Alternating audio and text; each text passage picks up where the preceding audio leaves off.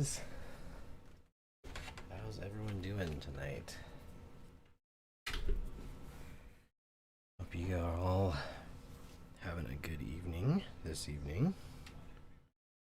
I am chilling out. Let's see a couple things here.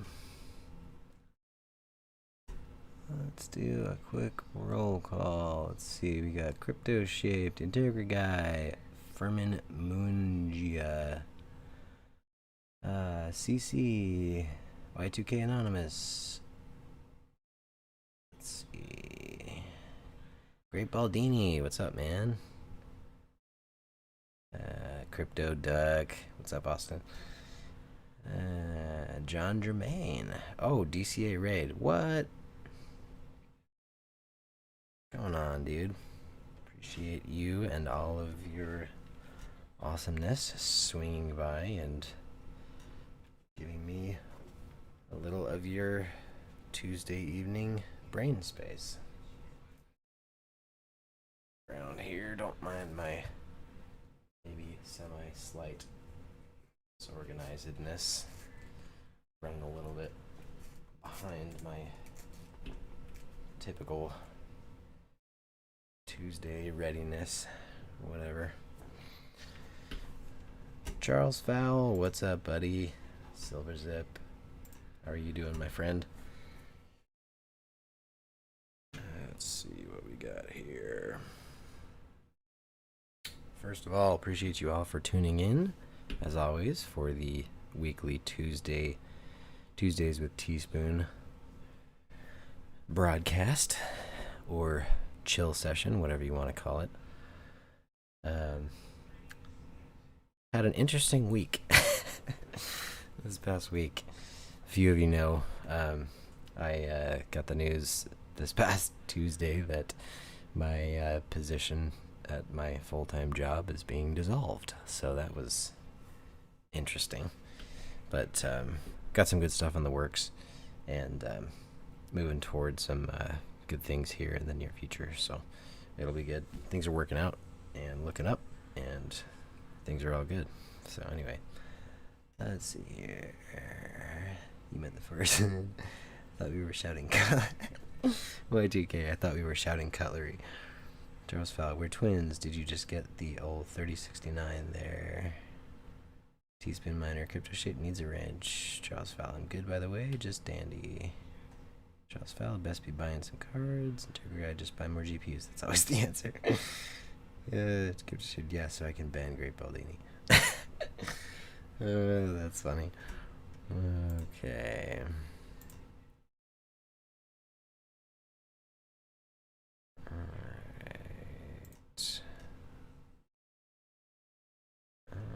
Okay, let's look at a couple things here. I did not get my windows all squared away here. Let's see. This one, let's do.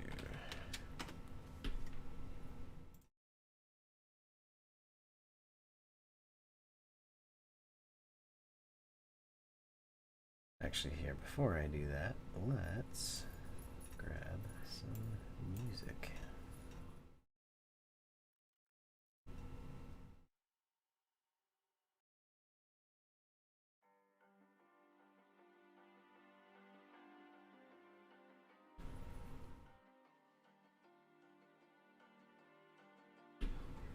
There we go.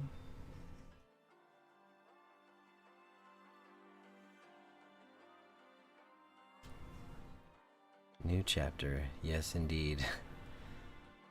Sorry to hear about the job we lost. It's only the beginning. Yep. Yeah. So it'll be good. I think it's been, you know, it's the right time, I think. Let's see here.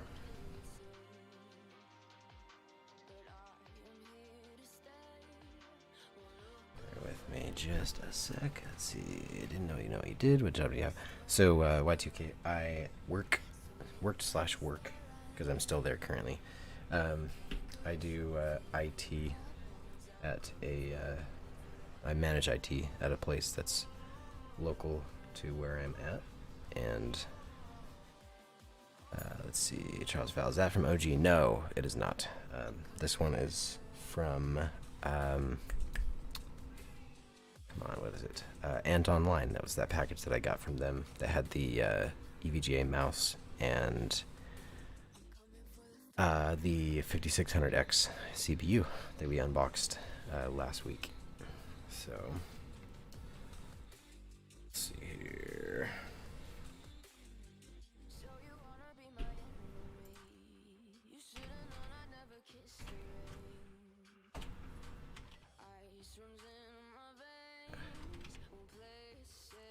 Sorry, hang on.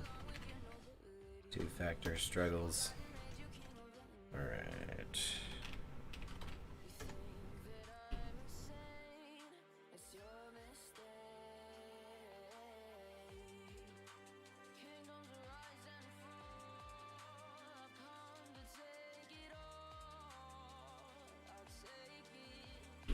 How's the music? Good volume. Yeah, Integrity Guy, blessing in disguise, I think. That's kind of how I'm seeing it.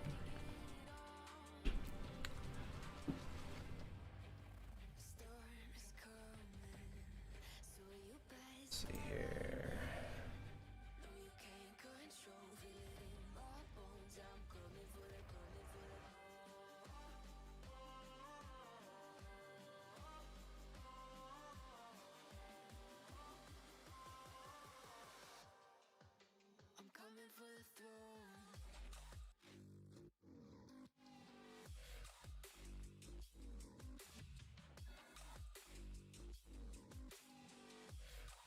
Crazy, thanks Max for the increased profits. Anyone else enjoying the large increase in ETH profits today? Yeah, definitely, dude.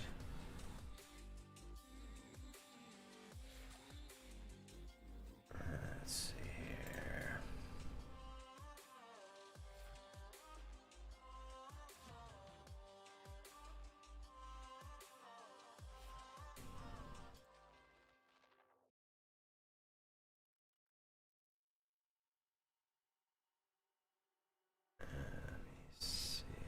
Sit tight for just a second. I'm a little scatterbrained for the moment.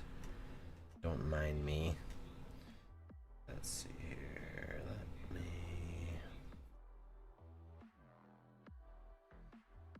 get these.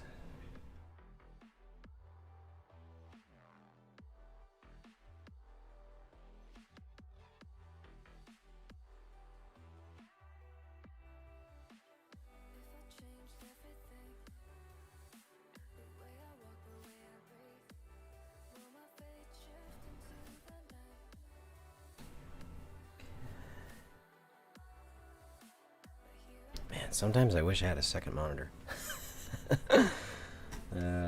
It's all good. Okay. What the hey? Let's just do this. Alright, so actually, you know what the heck? Let's just go back over here. I think we'll just unbox Parallel Miner first.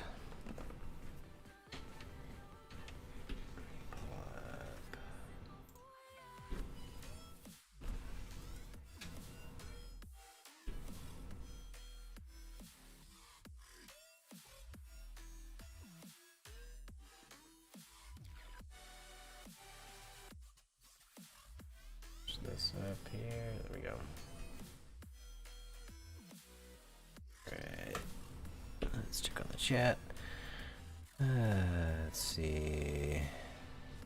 Blessing in disguise. Crypto duck. It's perfect. All about the yield. Great Baldini, no. Wants ETH to go back to 25 bucks. Charles Fowler cards have been flying in, but straight LHR cards, or LHR duds everywhere. What kind of coins have you been mining? Barry G, what's up, man? Loving these profits. Heck no. Y2K Anonymous. Rigs have been offline a month. Yeah, I hear you, Baldini. I know you've been moving house and all that good stuff, but you are getting settled into your new domain, which is awesome. Let's see, doing Ergo, splitting my coins between Raven and Ergo. LHR isn't too bad if you're mining other algos. Right, that's kind of the thought that I've had lately, Barry G. Y2K Anonymous, I have a F127Q I could sell you. Y2K, I'm not sure what that is. Is that a... It's not ringing a bell. It's the first thing that comes to mind is maybe like an FPGA miner or something like that, like a squirrel. Tanes, what's up, man? Let's see, Sex LHR cards are partially nerfed for Ergo. Get about 20% less hash rate on my LHR cards than my regular cards, says Max. Yeah, that's what I've heard. Crypto shaped. Rebuilding any Tanes in the house. Crypto shaped LHR cards are mining Raven for me. So crypto shaped is are the LHR cards nerfed on Raven as well, or just full hash, whatever? Charles Fowles, I got an EVGA 3060 today, and the SKU wore KR non-LHR, but the circle will not get recognized on 470.05. So it's a KR. That's interesting, Charles. Something nicely moved me from ETH to Ergo, I must say. Full hash on Raven. That's awesome, Max. That's a steal of a deal right there. Alright.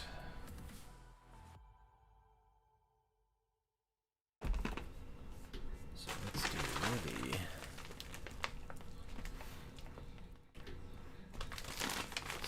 parallel miner package first. Let's see. Absolutely a South There's full hash on Raven. Hey, ex-neighbor, Great Baldini. Right. I know you guys were in the same vicinity-ish.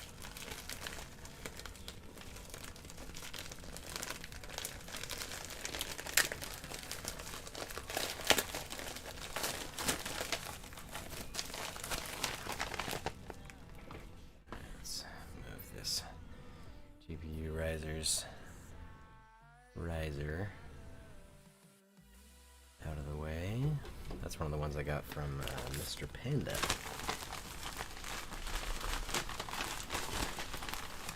Yes. We can never have too many power cables. Let's see, what did I get? So I got, these were the 36-inch, 6-pin to 8-pin. And I also got, so 10 of those, and then 5 of the 18-gauge 6-pin to dual 6+2 pin splitters. So it'll be nice. I no longer am short on cables as I get totally bombarded by these guys.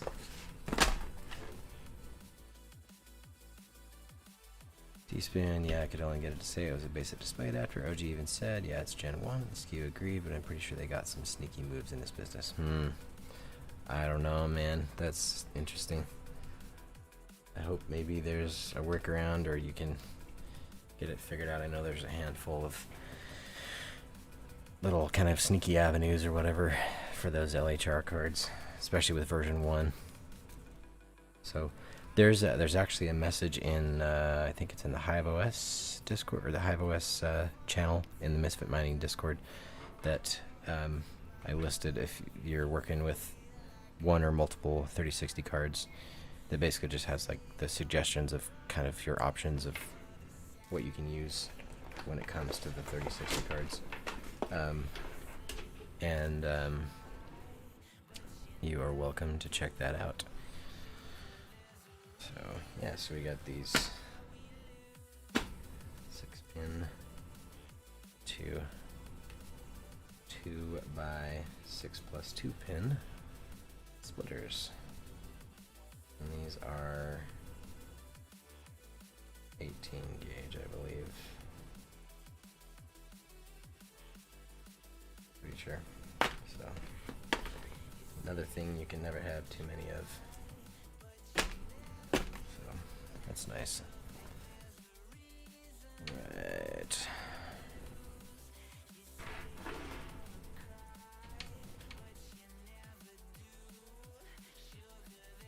Man, these things are long. Holy cow.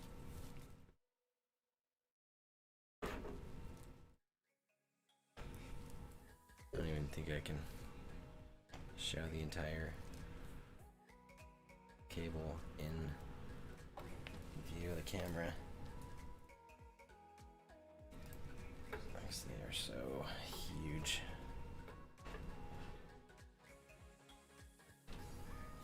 But that's awesome. Plenty of cables, which is nice. Alright, let's check on. Oh boy, cables. What's up, Boris? What's going on, man? What we're doing. 15 viewers, 11 likes. Come on, boys. Smash that like. Funny, I just placed an order for the same things. LOL. Yeah, with the cables, you can never have too many, in my opinion.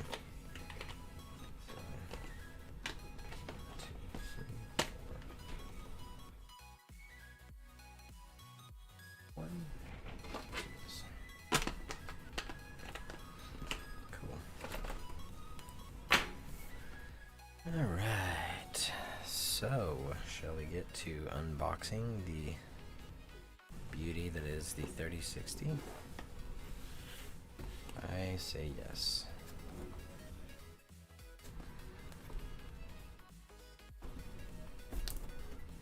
8 cards in, 8 cards incoming, no power cables. Screwed. Where have you been sourcing your cards, Boris? Man, who is able to get 8 cards from anywhere these days? It's crazy. Let's see, I thought I had too many, then I went to set up my next rig, looked at my power cable box and found like 3. I've seen your power cable box, man. I know the craziness that it has been in the past, so that's impressive to say that you are down to 3. That's pretty intense. Oh, let me take. Oh shoot! Gotta bump the camera.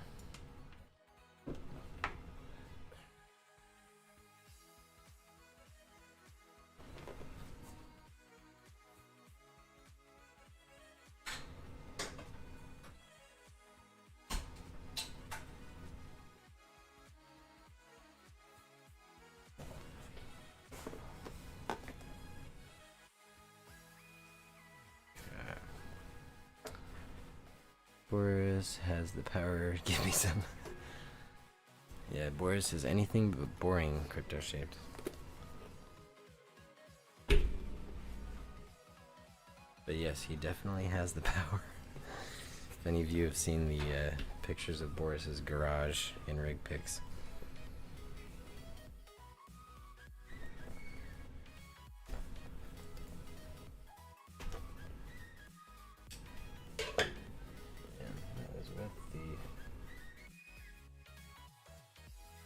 Edges on this box.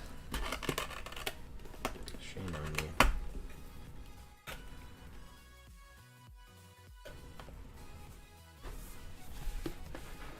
Okay.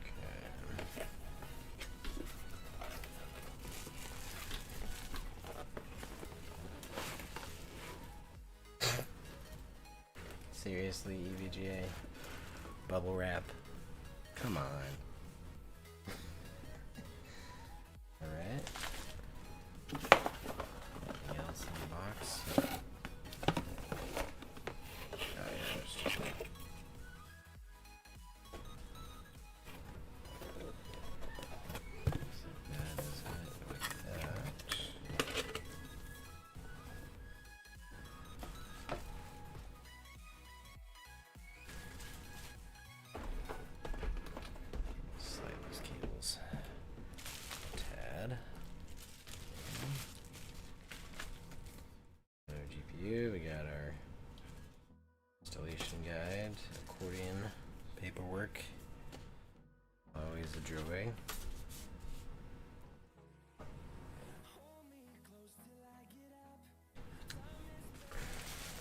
Seriously though, really? This is not inspiring confidence. It's interesting, but whatever. Oh, okay, I guess it's got some other packing foam in here. Oh, not horrible, I suppose. And then, okay, alright. Maybe you've redeemed yourself a bit. So we got the bubble wrap, and then the foam, and then the static tag. So, not horrible, I suppose. Throw it away. I'll just send it to you, Baldini. No biggie. Just kidding.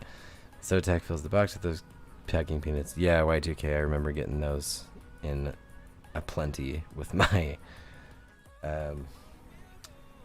3070 OC white edition that I got from them.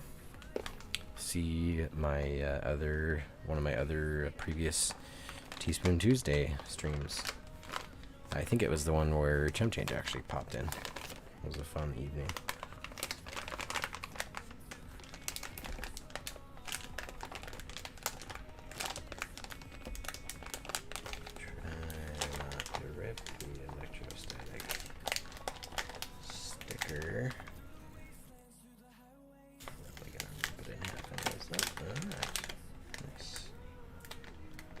Not that these stickers really matter, but you know.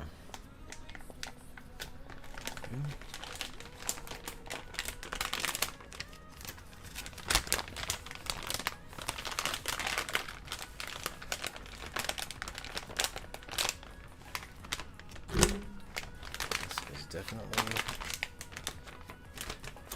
among the smaller cards that I have had the privilege of owning.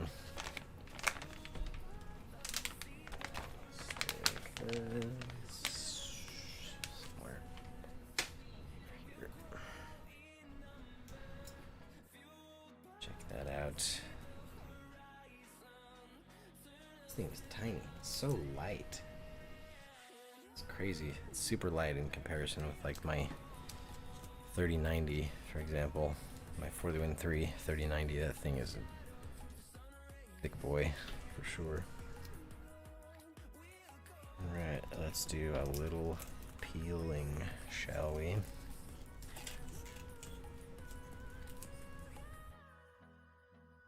So what's everybody up to tonight? Hanging out, counting the days until Friday.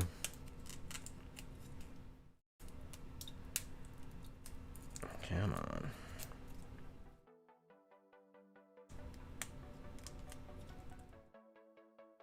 This is like underneath. Oh, maybe not.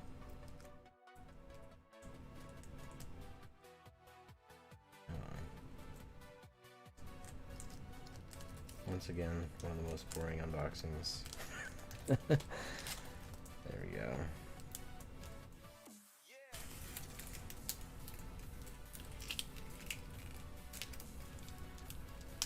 I find it weird that, I don't know if anybody else has had cards similar to this, but the plastic is like up underneath.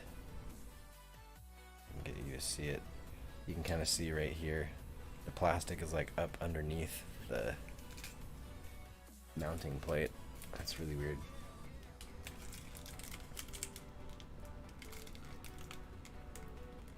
Yeah, there we go. That peel. There's that. There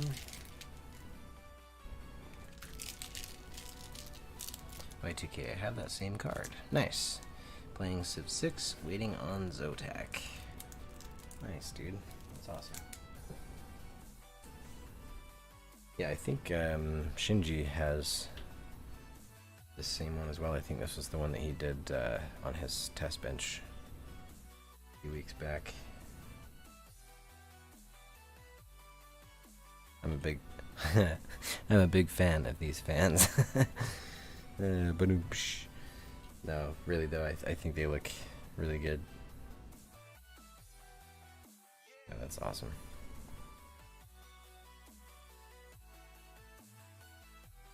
Version 94.06.25.00.63. Interesting.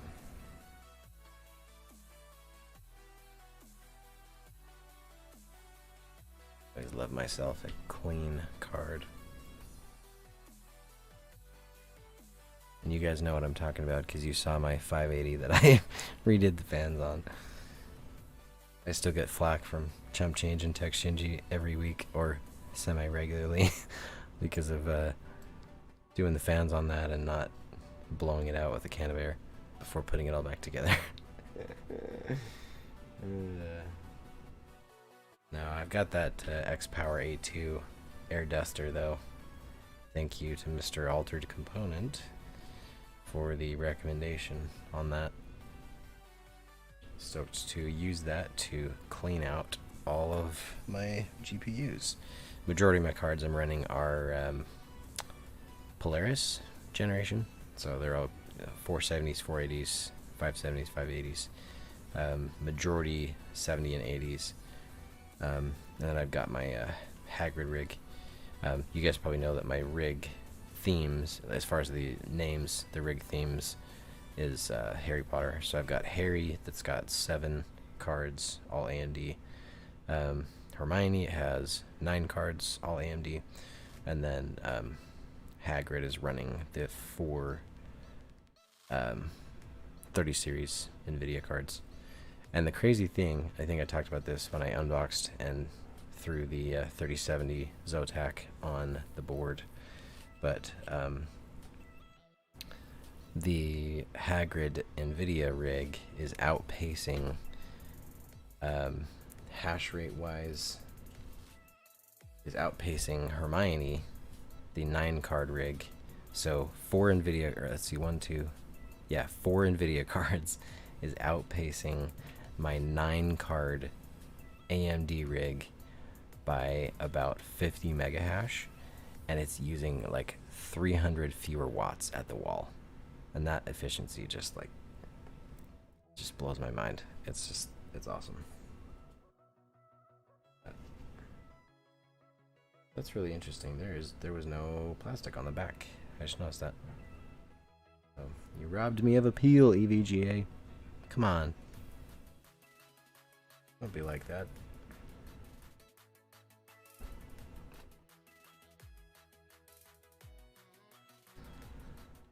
Let's see, besides the LHR part, the 3060s are a great card.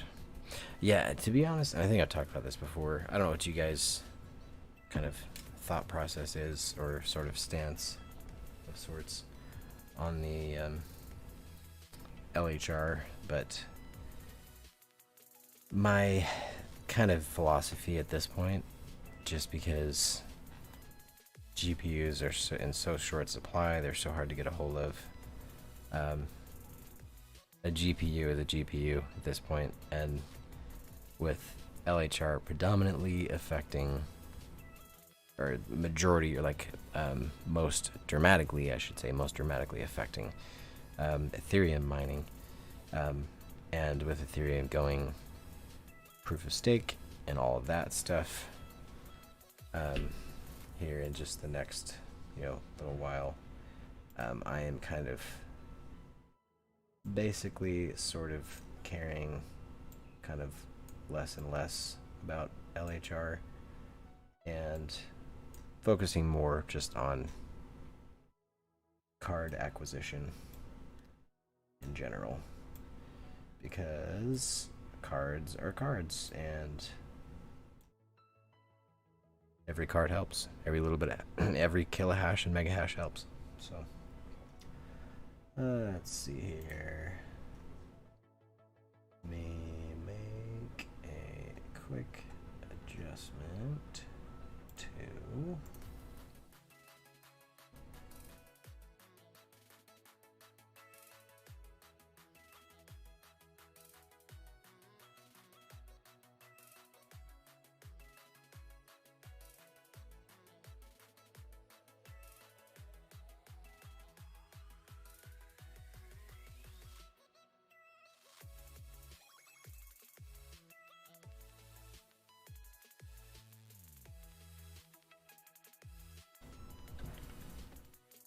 just a sec. I'm just tweaking my OBS just a tad.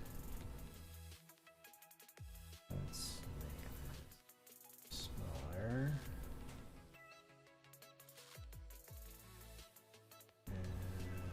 Let's see here.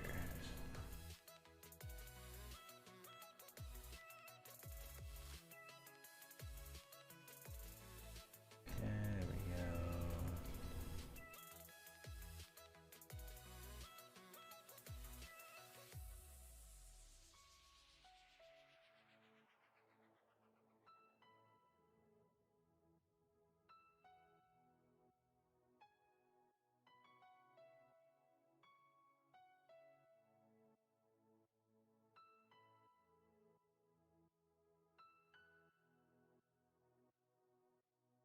There we go. Pardon me while I tweak a couple things here. I still need to sort of reorganize things just a tad with my OBS setup. I'm open to feedback if anybody has any, or suggestions or whatever. Alright, there we go. Okay, let's see here.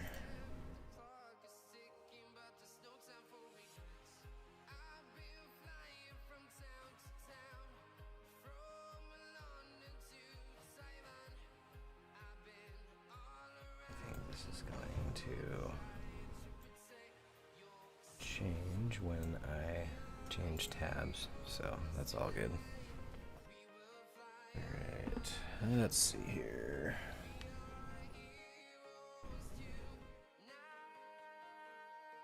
Actually, I don't know. What do you guys think? Should I see if I can, well, I don't know, I was going to say, should I see if I can get the 3060 running, but I think actually what I'm going to do is take the 3060 Ti for the Win 3, the EVGA, out of the studio PC that is currently streaming right now.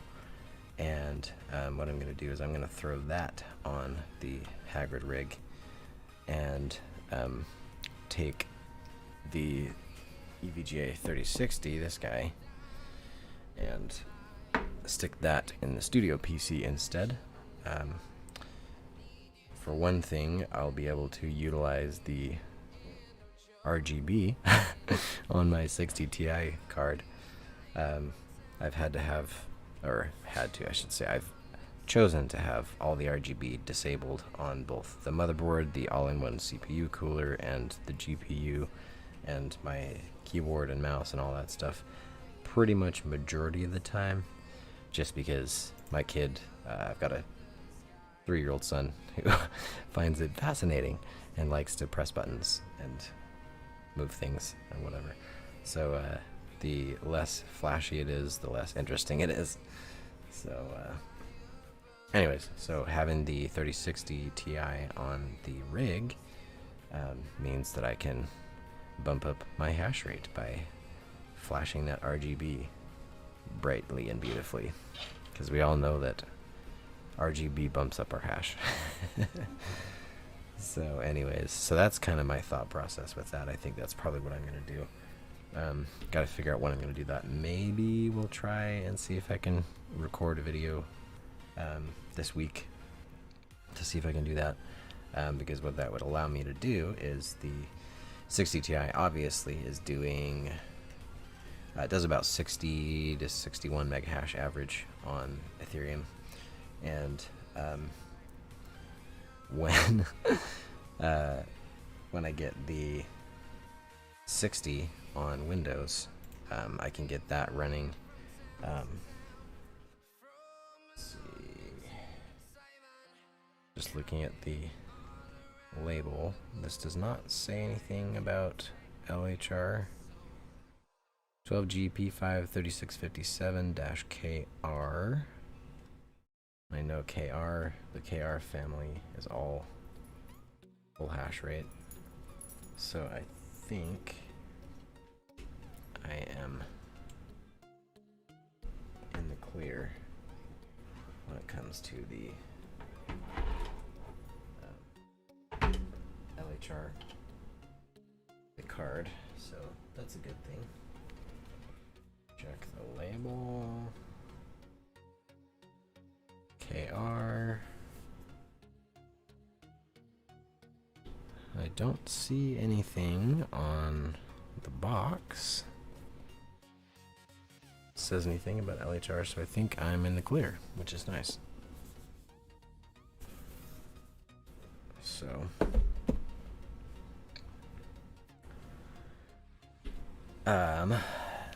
So I'll plan to take the 3060 Ti out of the studio PC. It's a pretty snug fit actually in the case. I'd show you, but I don't have my. I swapped out the Razer Keo. Actually, here, maybe I'll just do this real quick.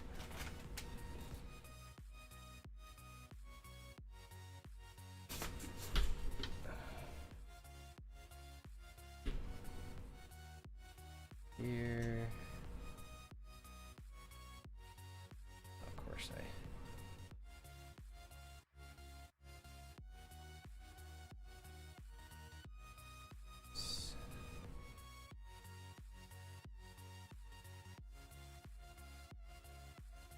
here, this is the 60 Ti for the Win 3. You can see how tight it is. There's just this small amount of space between the AIO cooler kind of front plate, the front of the case, and then the heat pipes of the 60 Ti. So snug fit for sure. So let's see here. Let me turn this one off. Anyway, Ildemaro SHS. Hello, Teaspoon Miner from Venezuela. Have you been using the unminable platform? Yeah, I have. I've actually still got. Well, actually, I currently myself don't have cards on the unminable platform, but I do have. Let's see here. Let's just.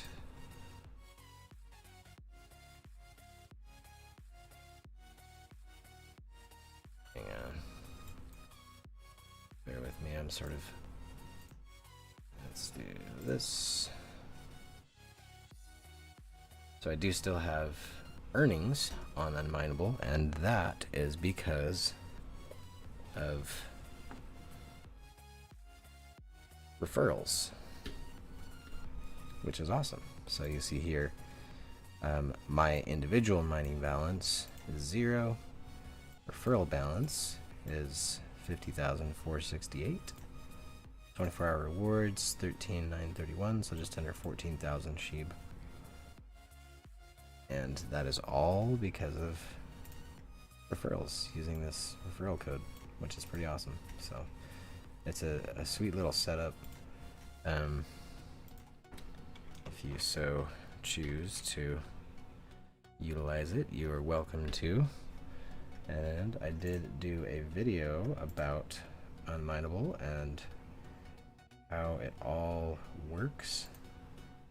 Let me grab the link for that real quick here. Copy this.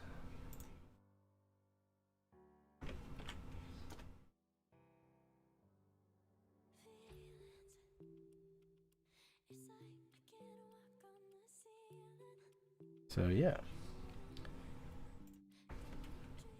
Throw this in here one more time. So it's a video all about the unminable platform, how it works, how to run it, how to set it up. Specifically kind of geared towards Shiba token, but there's about a dozen or maybe a few more than that tokens that are available that you can hit using unminable. And again, I don't really look at it. Obviously, unminable, it has the word mining in the mine in the name. technically, if you were to, I mean, if it comes down to it, it's actually not official mining that's going on. It is seamless swapping that's going on. What it is it's so you're running one of the algorithms. Let's pull this up. So you're running ETH hash, ETC hash, Kapow, or random X. And here, actually, real quick, let's do a quick transition. Right, you guys are still on the small side. There we go. Sorry about that. You guys are supposed to say something. Anyway, but yeah, so you run. What's up, Noel, bro? Nice to see you streaming. Well, I caught it. What's going on, dude? Appreciate you tuning in. Yeah, so you run ETH hash, ETC hash, Kapow, or random X on your GPUs or CPU. And on each of these tabs for the different algorithms, it does give you the indication for the VRAM requirements.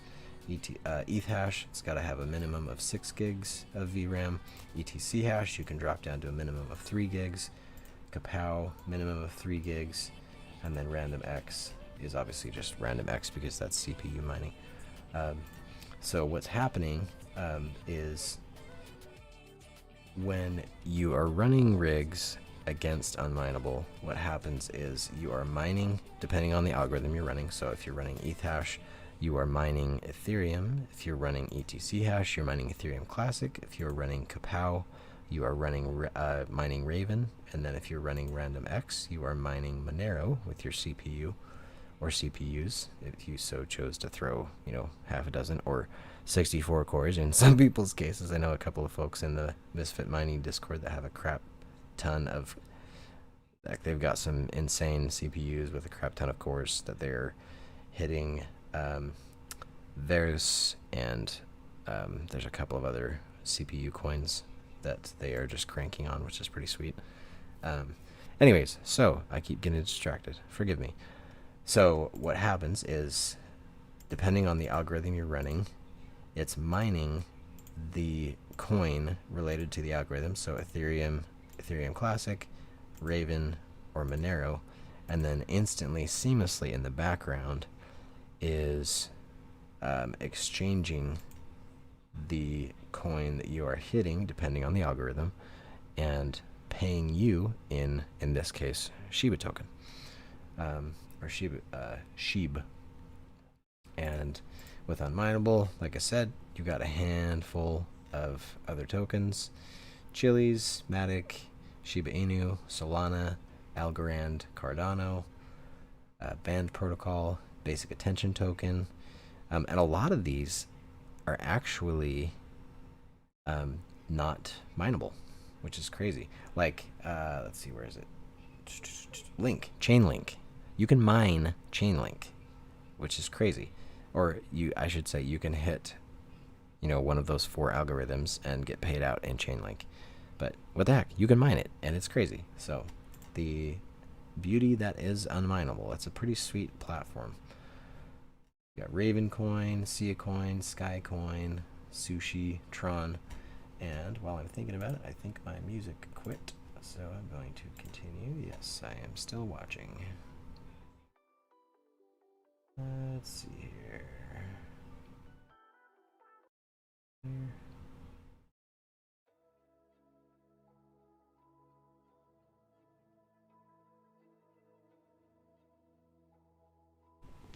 Let's see.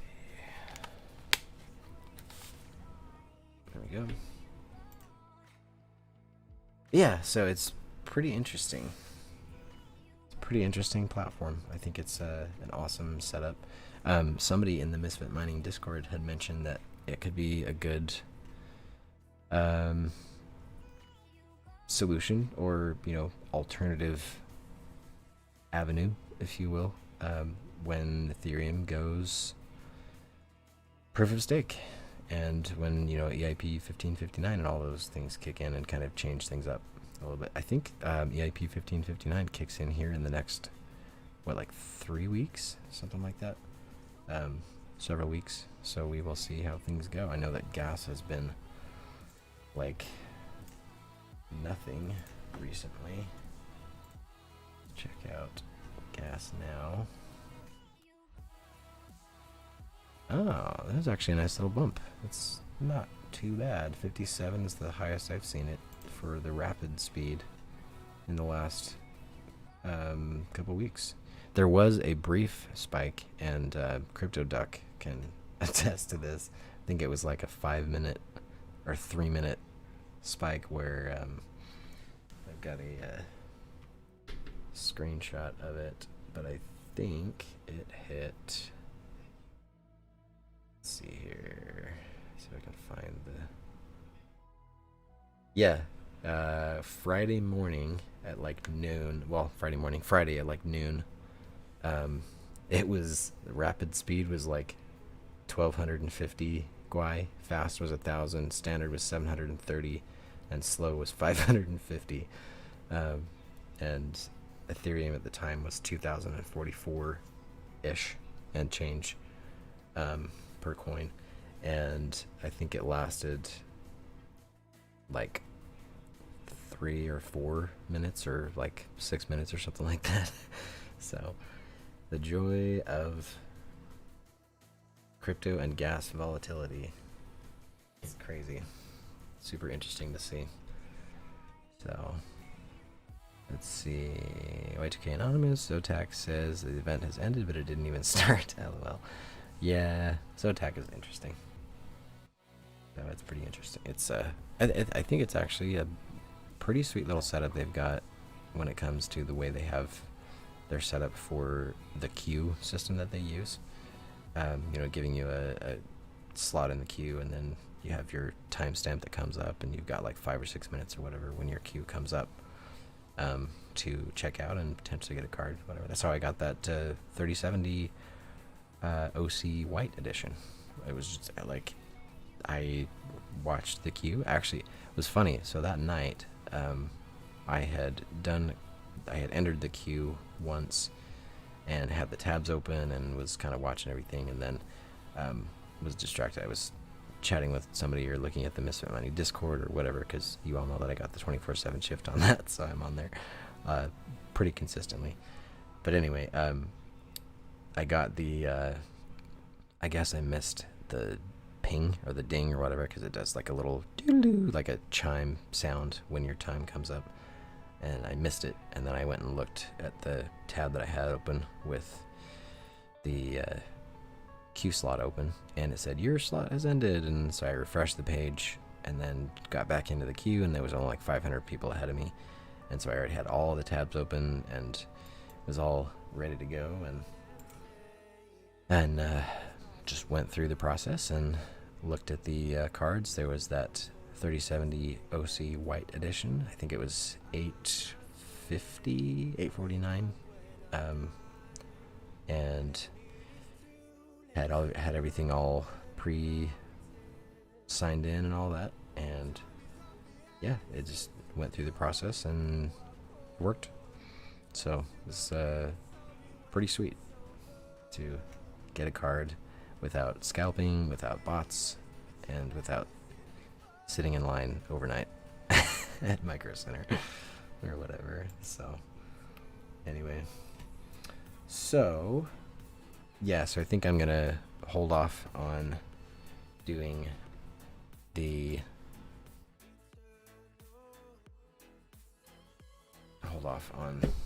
this bad boy until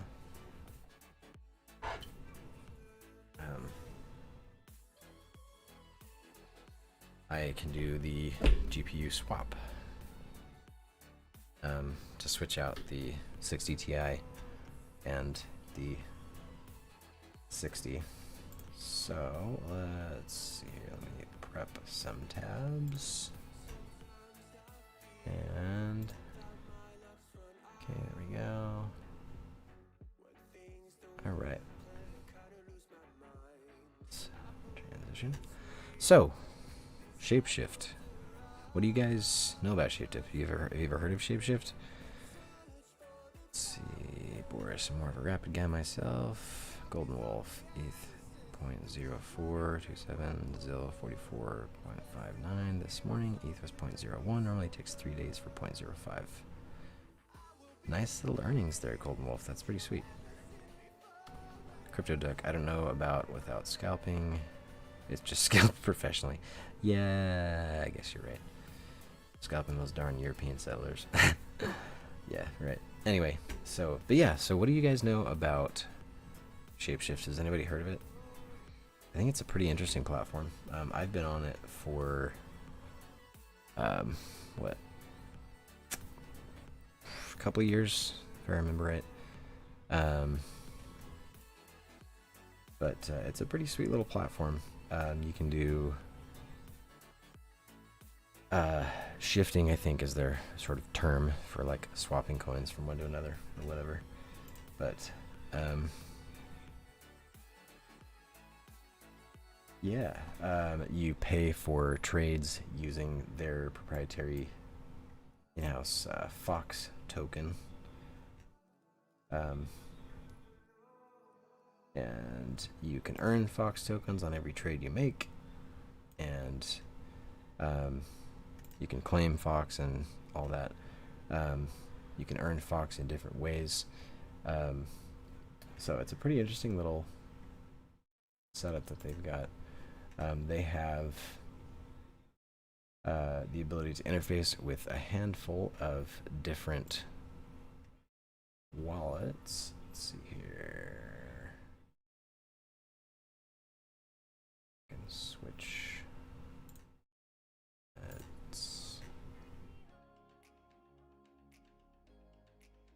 Yeah, it's auto detection. Anyways, there's ways to pair with different wallets. You can do Ledger, they do Trezor, and one or two others. Let's see, ShapeShift. Let's see if the homepage says. Fox token, ShapeShift platform, resources, brand assets.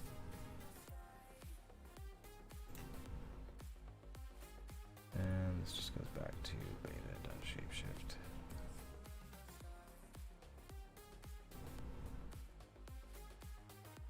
Yeah, like CC said, you used ShapeShift for years. Did you get your Fox token airdrop recently? So recently, ShapeShift did an airdrop of random amounts of Fox tokens to, like they said over here, over 1 million addresses, and I earned, let's see, I think I got like, yeah, so I got dropped 250 Fox, which was pretty sweet. And Fox, like it says, is what you can use to pay for your trades if you're doing swaps from one coin to another. Like any other exchange type of thing, you can send and receive crypto, and they support a handful of different coins. Let's see here. Yeah, so 750 plus different cryptocurrencies supported across 11 blockchains. Send, receive, buy, trade, and store. It's all non-custodial, which is awesome. And I love the fact that it interfaces directly with popular hardware wallets, so you don't have to worry about somebody else holding your keys, like with a Coinbase wallet or whatever type of thing. No ID required, no fees, or few. I think it's not no fees. Well, I guess it does say no added fees. So, but the base fees are pretty minimal. Let's see here. Why trade anywhere else? First of its kind cross-chain swaps powered by 0x and Thor chain. Thousands of trade pairs, plus get Fox back on every trade. Yeah, so that's a pretty cool feature that they have as well with ShapeShift. Is with every trade that you use or that you complete, whatever, on the ShapeShift platform, you will get Fox tokens back. So it sort of minimizes the amount of Fox that you have to utilize to pay for the trades that you're doing, which is pretty sweet. $6 billion in lifetime trade volume, 7.5 million trades on mobile and web, 150,000 mobile active users monthly active users, 500,000 registered wallets, $2.5 billion, which is nothing to, that's some serious coin, serious money. $2.5 billion in assets held by users.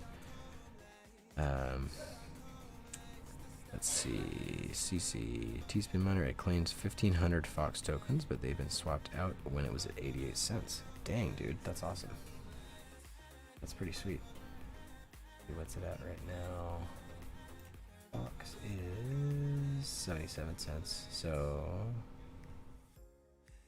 yeah, so 82 earlier this morning. The last 12 hours roughly. Dang. That is crazy. It almost touched $1. There, holy cow. We touched $1 with Fox token. That's pretty insane. Crazy. Yeah, 10%. I guess this is just my portfolio reading. Anyway, yeah, so that's pretty sweet. So let's see what else they got here. Unlike centralized custodians that hold your funds, with ShapeShift you're always in control of your crypto. They've got a mobile app, which is pretty sweet. Get started with a secure mobile wallet packed with great features, perfect for novices and advanced users. And their platform. Okay, here we go. Yeah, so KeepKey, Trezor, Ledger, and Portis are the hardware wallets that they support. So that's pretty much the main kind of big four, if you will, that I'm aware of anyways, on the hardware wallet side of things. Fox token, ShapeShift has its own token, Fox token. It comes with some amazing superpowers. The more you have, the more you get rewarded. Fox farming, and I actually have to look at this. So it says you can earn up to 750% APR, obviously with an asterisk because I'm sure there's criteria. On the Fox tokens, Fox fuel, gas fees suck. Fox helps with this. Free Fox, you can get Fox back on every trade you make. I was mentioning that earlier. Holding Fox, you can participate in governance benefits regarding the future of ShapeShift, which is pretty sweet. Similar to, makes me think of like Pearl 2.0 or whatever. You have the ability to do like voting and things like that on different stuff to help kind of shape the the direction of the project and different aspects of things that they work on. Doge Lord, what's up, buddy? Yo, I made it to a live stream. FA. Dude, good to have you here. Appreciate it. Let's see, 314 APR with about 1,000 in it. That's crazy, dude. Y2K Anonymous says I'm at 314 APR with about 1,000 in it. That is impressive. That's pretty sweet. So the last thing, and this is what's crazy. So they have this program called Rainfall, and what Rainfall is, let me pull up their, let's see if I can find the Rainfall link. Come on, where are you? DAO, blah blah blah. Desk. Yeah, let's just Google it. Rainfall. ShapeShift. Rainfall.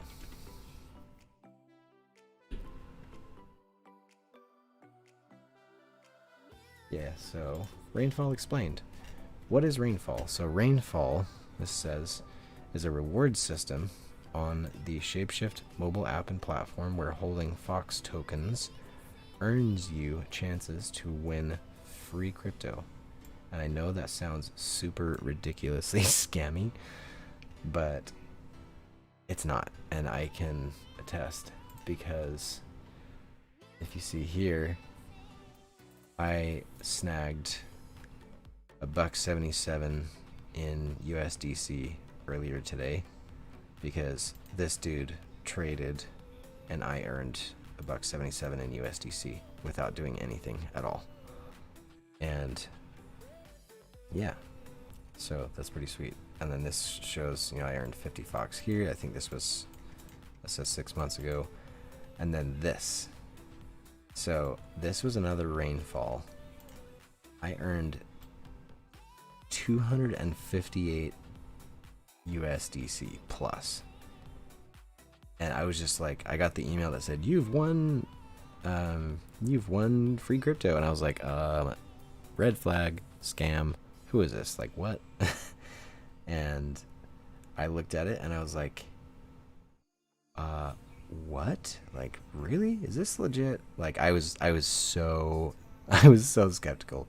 I kind of feel bad because it was totally legit, but I totally was like, I was so sketched out. It was kind of funny. But I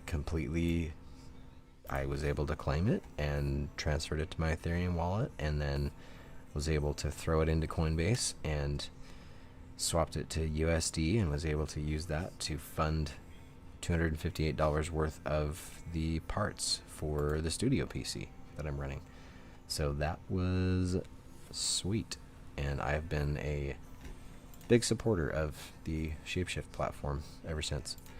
And this shows they've got this running feed of the earners or winners of the rainfall earnings. So, 42 cents, 46 cents, 3.9 cents, 15.6 cents, 1.34, 224. See if there's any other big ones. 660, 226. When I looked at this tab back when I won my 258, there was folks that there were multiple hundreds of dollars in USDC that were dropped to just random folks. And I was just like, man, I don't really know how they do it. I've wondered how they're able to afford it. I mean, I guess it's probably some semblance of the way that they utilize the Fox tokens for people paying for trades and things like that, or something along those lines. I don't know for sure. Don't quote me on that because I'm not an expert. But yeah, so it's pretty interesting. Yeah, so $4 or 4 USDC, I should say. Yep, and then there's me, $1.77, 17 hours ago. So anyways, pretty interesting. It's a pretty cool little platform, and there's different ways to earn Fox. I always think this is funny. Their little gauge for kind of your chances of earning more rainfall or whatever. It's like much wow. I think when it's like closer down here, it's like wrecked. And then I think there's one that's like, I can't remember. Anyways, there's the words that they have up here for the different stages of this meter for your odds of earning rainfall earnings. It's really funny. So yeah, so I got 300 Fox between that 50 that I got in the last 6 months and then that 250 airdrop that I just got the other day. That's pretty sweet. Y2K Anonymous, $1.77. When Lambo. Right, CC, Teaspoon Miner, I can take your ETH there. Thanks. Right. Golden Wolf, Teaspoon Miner, nice. Crypto Duck, life's worth risks every now and then. Sometimes you get a free GoPro. You are absolutely right. If you guys don't know, Crypto Duck, actually, he's in the Misfit Mining Discord. He actually sent me a GoPro Hero 8 as kind of a donation to my Teaspoon Miner YouTube channel, because I was talking with him because I had been recording the unboxing and installation of, I'm trying to remember if it was my 30, I think it was my 3060, the Asus 3060 Strix OC, and I had to stop in the middle of recording it because my iPhone 11 ran out of storage, and I had to stop and connects to my computer and dump stuff. Actually, I didn't even connect it to my computer because it's an iPhone and my main PC is a Windows. This PC is a Windows PC, so I was recording with that, and so I dumped things to Google Drive and then have those synchronizing to the Studio PC storage drive automatically. I've got a 8 terabyte storage drive inside the Studio PC, and then moved those to a secondary folder on the storage drive, and then removed it from Google Drive, and then removed it from the computer, from my phone, to free up storage space. And CryptoDuck was like, "You're using an iPhone and you're editing with a Windows PC." He's like, "Dude, there's something wrong with that. I'm gonna send you a GoPro." And I was like, "What? No." And he's like, "No, seriously, dude. Like, it'll be a donation to your channel. I've got a GoPro, and I'll send you a chest mount and everything you need to get going." I was like, "Dude, oh my gosh, you are amazing." So, yeah, he is completely. Dude is my bro for life. So sweet dude. So yeah, ShapeShift. It's a pretty interesting platform. You can add multiple accounts, and it supports. So you see here, there's Fox, Ethereum, BTC, USDC, and RPL. I did have this is Rocket Pool token. I had a small amount of Rocket Pool on one of my addresses with Ethereum when I did a swap using Uniswap back in the day. It was me and Baldini was doing a little swappage as well, doing some DeFi testing, and Rondi, Mr. Rondi from the Misfit Mining Discord, was our semi-mentor, and he knows his stuff. He's a genius when it comes to pulling the correct strings when it comes to DeFi and doing things kind of the right time and stuff like that. Obviously not financial advice. He's good at what he's done. He's done his research, which you should too, because we all know that cryptocurrency is crazy volatile. So DYOR, as always, never invest any amount that you can't afford to lose. Not financial advice, etc., etc. But yeah, so I did a swap of, I think I did like 0.05 ETH into some Rocket Pool. I think it was like 10 Rocket Pool or something like that. And I watched it for, hey, look at that. Rondi, the man, shows up. What's going on, dude? Your ears were burning. No, it's, anyways, I was just telling the stream folks about the DeFi stuff that you and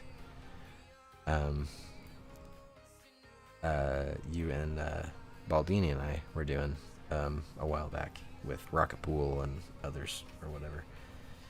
But anyway, it was an interesting experience.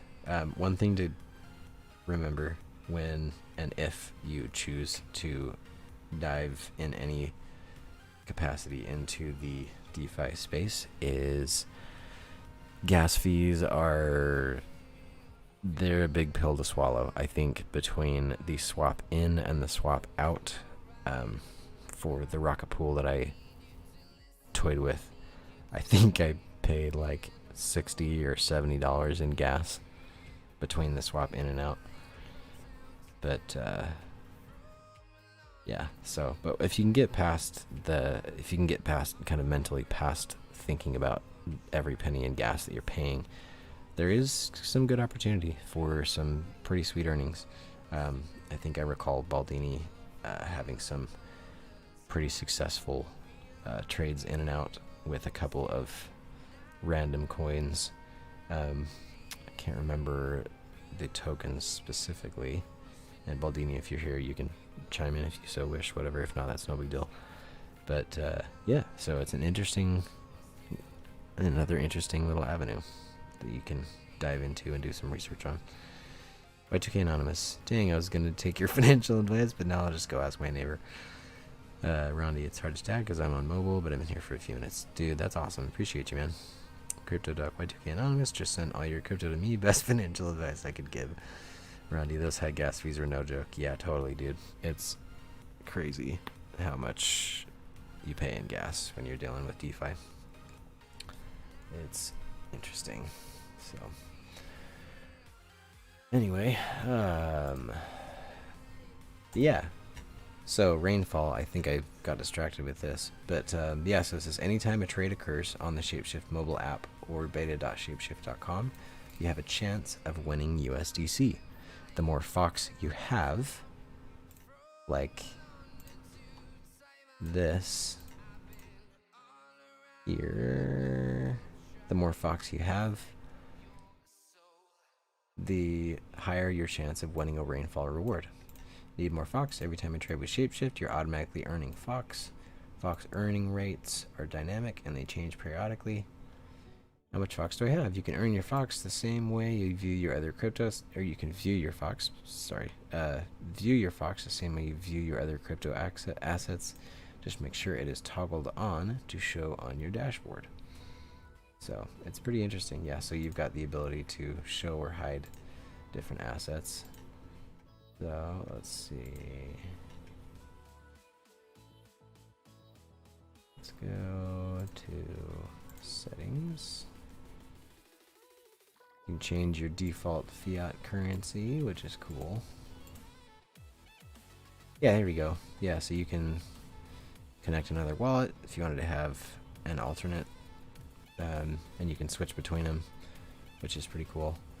Anonymous Miner, holy poo, I almost missed Batman. I mean Teaspoon Miner Tuesday. What's up, dude?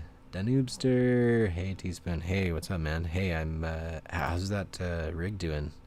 Is it still cranking away? For those that are wondering, I was able to help out Danubster earlier today. He shared Hive access with me, which is a cool feature of HiveOS. You can share full or little limited access to your Hive farm with other HiveOS users, and give them limited or full access, whatever. You can give them access to different features, whether it's like analysis or troubleshooting, so they can do like miner logs and look at a few basic things, but not have access to wallets or whatever. But anyways, yeah, so Danubster was having an issue with one of his rigs where it quit working and he couldn't figure out why, and it kept throwing like a GPU driver error or something like that, and it wasn't working right. And so he shared access to his farm, and I popped on there and looked at a few things, kind of compared a couple different things to the setup that I've got with the rigs that I'm running, and it's my only rig. Okay, cool, no worries. But anyway, yeah, so I looked at the HiveOS core version that I'm running and compared it against the core version that he was running. His was like a weird subversion of the core. It was like there was like a number sign after it, so it was like, you know, 5.4. something something number like 127 or whatever, and I was like, what? Anyways, I thought it was really weird, so I was like, you know what the heck, let's just do a live HiveOS Hive replace using shell. So what I did was, and maybe I'll show this sometime, maybe we'll do a live HiveOS replace on one of my rigs for kicks and giggles on a future Teaspoon Tuesday stream. But anyways, so you connect to the rig using the Hive shell, and you it's hive-replace space -l, like list, and it lists the different images that are available from the HiveOS archives, and then you select an image, and then you say yes, because when you say yes, it is going to be wiping out the contents of your storage device, whether it's a USB drive or a solid state drive. It wipes everything out and then downloads the indicated image of HiveOS that you selected during the replace start process. and then finishes downloading it. Once it finishes downloading it, it unzips everything, unpacks the whole package, and then puts the whole package in place. And once that completes, it finishes and says happy mining, and then reboots and disconnects the shell session. And then within a few minutes, his rig was up and running. So it was pretty sweet. So anyway, I think I may do just an overall, whether it's a video or just like an evening of HiveOS or something like that. Just for any noobs or whatever. I know that Chump Change has a bunch of videos about HiveOS, and everybody and their dog has videos about HiveOS, but nobody has videos about HiveOS from Teaspoon Miner's point of view. So, and there's only one Teaspoon Miner. So, and I think the more points of view that exist for different mining topics, the better, because mining is super complex and there's a lot of facets to so many different aspects of it that it can get confusing. So let's see, let's catch up on the chat. Let's see, only one rig. Noobster, not that cool. Anonymous, very nice to Noobster. Teaspoon is extremely knowledgeable. Appreciate that, Anonymous. Thanks so much for the shout out to my big brain. No, my brain's not big. I just have a lot of, what do they say? You know, jack of all trades, master of none. I think that is 100% accurate when it comes to me. Come on, hit 40k, BTC, Golden Wolf. Don't mind me watching BTC, Crypto Duck. Y2K Anonymous, why do I feel like all the whales are going to super dump over the weekend? Rondi, hi Mr. Great Baldini, my day just started. It's morning for me. Rondi, sipping on coffee right now. Rondi, you out doing a run? Probably. Dogelord Apparel, my dog doesn't have videos about that. Good to know, Dogelord. I will keep that in mind. I will dedicate my first HiveOS video to your dog. Great Baldini, ending for me. Let's see. Crypto Deck, you think BTC will hit 40 tonight? Crypto Deck, I think so. Yeah, it does look like it's getting there. We are getting right up there, just about to that 40,000 mark. Let's see what one day. What's going on, kitty? Got a cat chilling in the background. Yeah, look at that. Running up. That's pretty sweet. It's interesting. I don't utilize Coin360 a ton on the actual individual crypto basis. I predominantly just am typically just focused on this screen type of thing that shows everything, but you do have the ability to click into an individual coin to see all the pertinent details, which is pretty sweet. Market cap, 24-hour volume, circulating supply, max supply. That's interesting. I didn't know that. I knew that Ethereum was a question mark when it came to max supply. Let's see here. Where is? Let's check out. What is it? CoinGecko.com. CoinGecko is another one of the websites that I utilize semi-regularly for keeping track of crypto. Ethereum. It's also got its kind of statistics and tokenomics, kind of token details. The website of the project, different explorers, you know, different wallets that are supported, community, Reddit, Twitter, Facebook, Bitcoin Talk, stuff like that. GitHub source code, if applicable. Yeah, interesting. Total supply That may be that. Oh, okay, gotcha. Total supply slash max supply. So that's interesting that they say total supply, and the other one says 360 says max supply. I guess it's semi-analogous or whatever. So anyway, pretty interesting. What do the markets look like? There's the markets you can trade Ethereum on. BitZ, Binance. That's interesting. BitZ. I've never even heard of BitZ.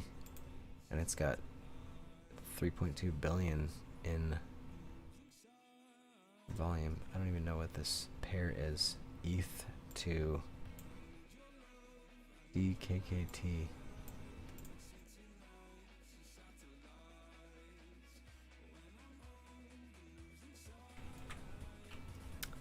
DKK token.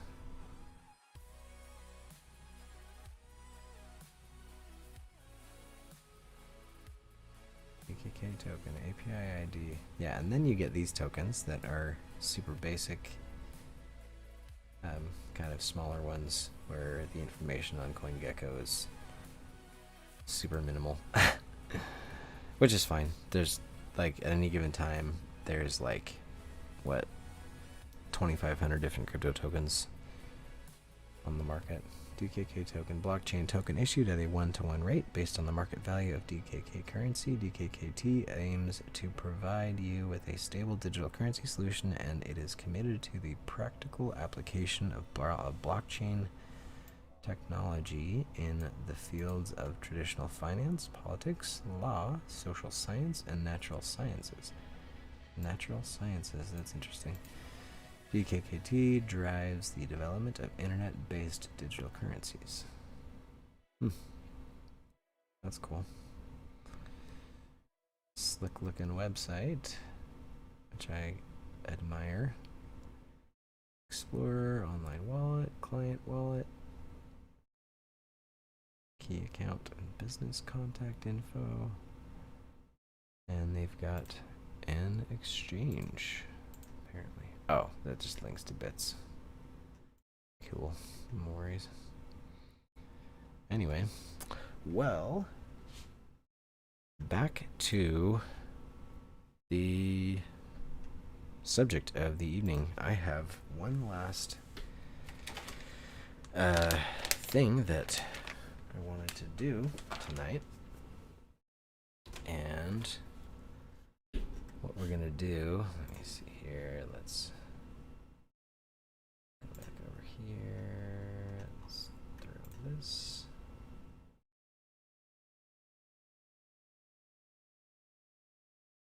Now, and let me check on the music. Yes, continue watching. Let's go back to the beginning.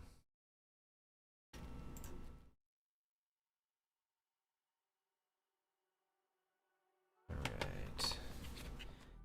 But yeah, so going to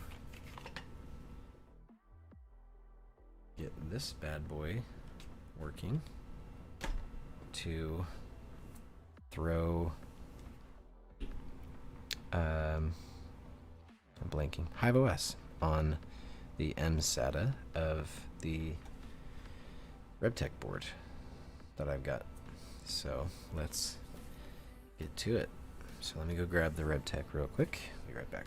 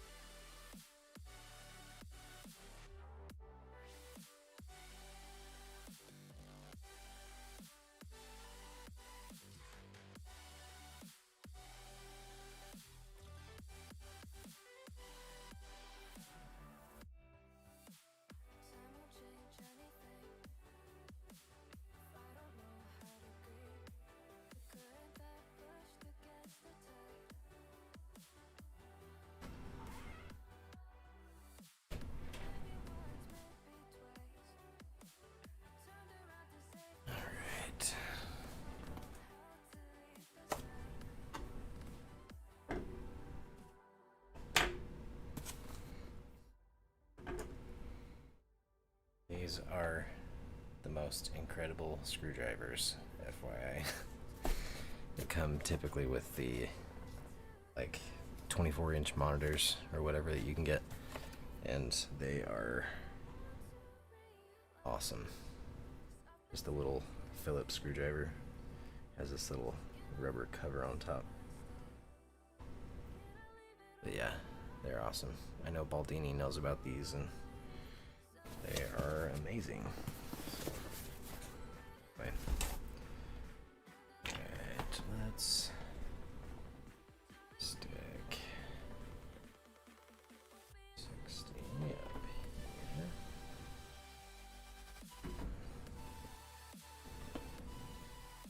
Riser. Not about to have that 3060 on an incline. Stick this up here.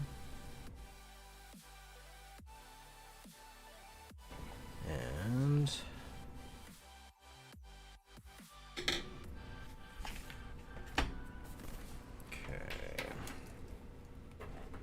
so many power cables. Okay, go. If anybody hasn't seen the unboxing of this, I think it was actually oh, my bad. Thanks, Crypto Duck. It's transition. There we go. My bad. Didn't you want to just stare at crypto prices all night long? I thought that's what you like to do. So, that's funny.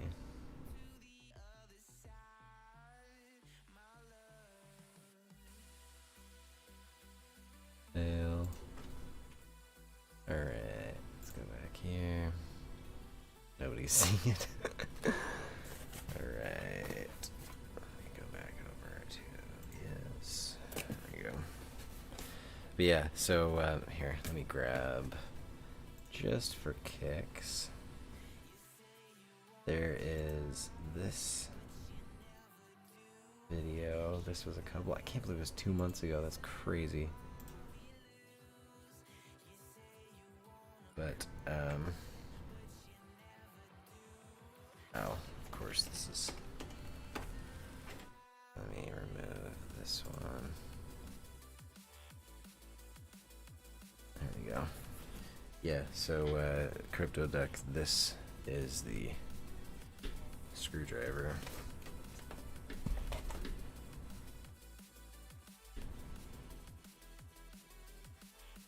It's this little 2-inch scepter, whatever. Screwdriver I leave too. It's hilarious. But yeah, these things are awesome. Okay.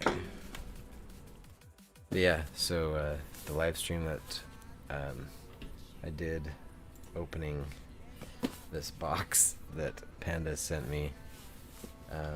So he sent me the box of GPUrisers.com risers and this. So customer returns not working, did operational test and no output. This is a label stuck on the box, and I'm like, what? Like, okay.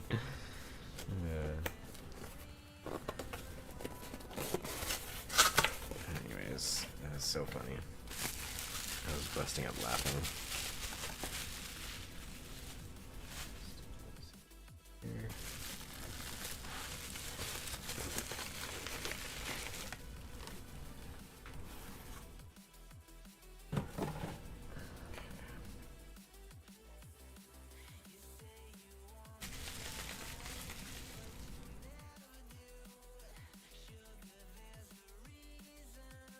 Fast reference. Did I dox myself, Golden Wolf? I think I've been pretty smart about stuff.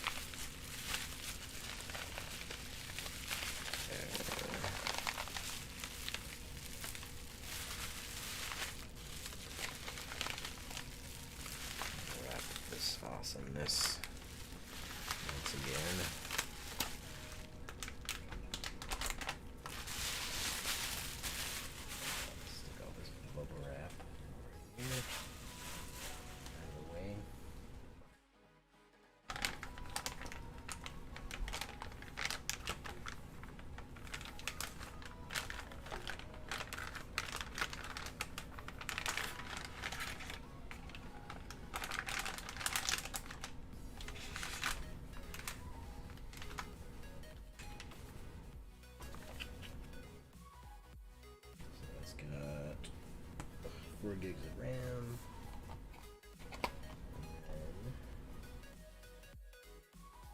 And 20 gig SSD. Doge Lord, I saw it. I saw the other link.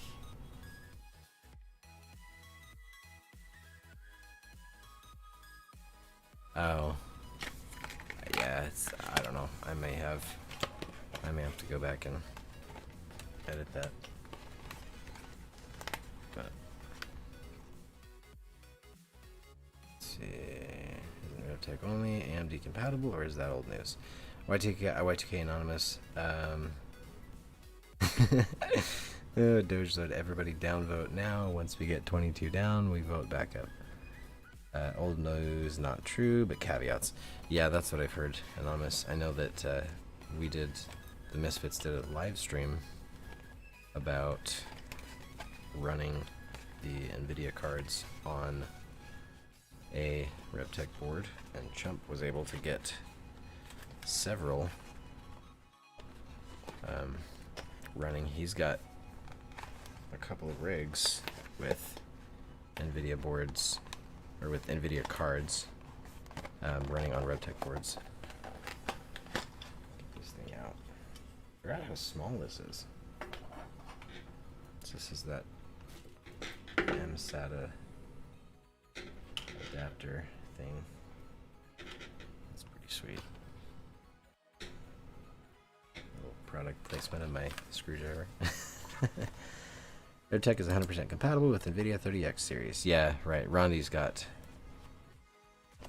has the RebTech board. Doge Lord.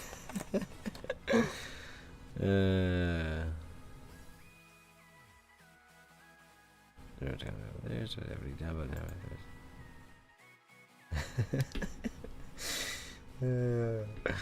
that's funny. Honest Miner, what are the caveats? You can send me a link so you don't have to go full explaining. It's fine. Anonymous, if you want to explain it, that's totally cool. I am fine with you hijacking the chat to explain the caveats for the NVIDIA cards on the RebTech.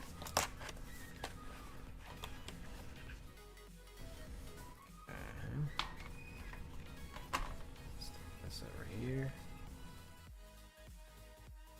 Oh, okay, that's just the package.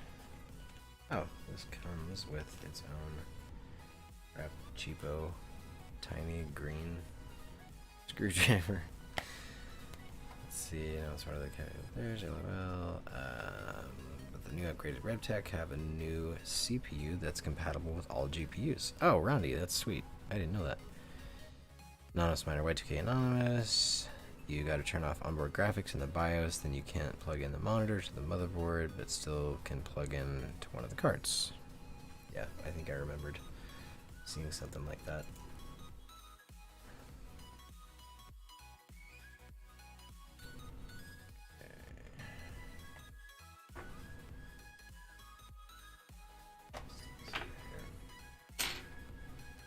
Got this cheapo janky tiny screwdriver, and there's the 2 little screws for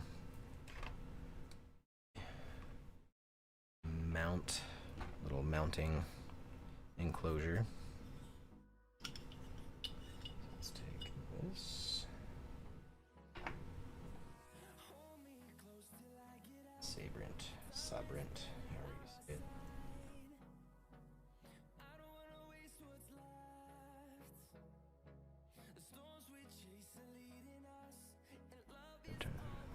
There's around. Yeah, I don't have any of those yet. I'm excited for that though. Yeah, that's super interesting. I may have to check one of those out sometime. Pretty cool. This has like a spring-loaded snap-in interface that you will see here in a minute. Forgive me if you guys can't hear me very well. I'm looking over closer to the camera and don't have my mic close by. I just moved it over, so hopefully it'll be a little bit better audio-wise. Oh. No, that is just a tiny Phillips. I wondered it looked for a second like the screw on the SATA for the RebTech was a Torx. And there is also only one instead of two, which is interesting. Okay, now I can actually hear you better this stream than usual. Cool. I'm okay with that. I like this metal backplate. All scratched up. It's all good. I will not complain because it was free. So that's awesome.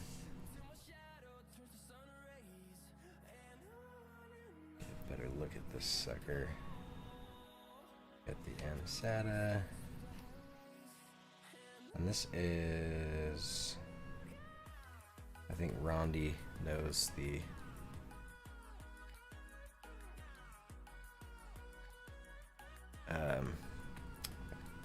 key, M2 key style or something like that. I don't know all the different varieties of M2 sockets. I know there's M.2 and M2 and Mini and a bunch of others or whatever. But oh, nice. SP Silicon Power. These guys are an awesome creator of storage drives. The solid state drives that I've got running in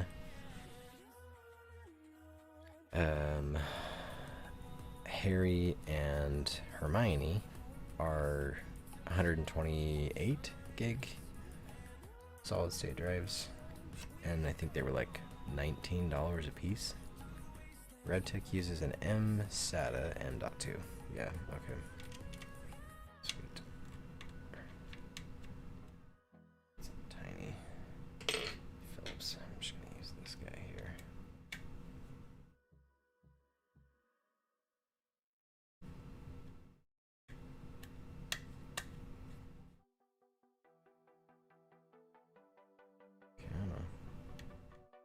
Long screw. Here we go.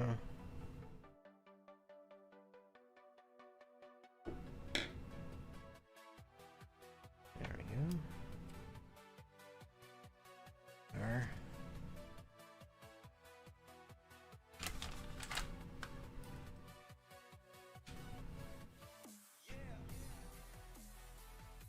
Actually, I don't need the screw because it has that little snap interface. So let's put this in. There we go.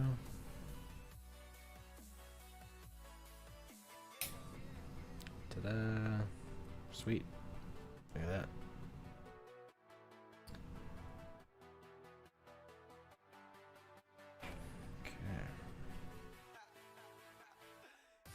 There's grooves that you can slide it into.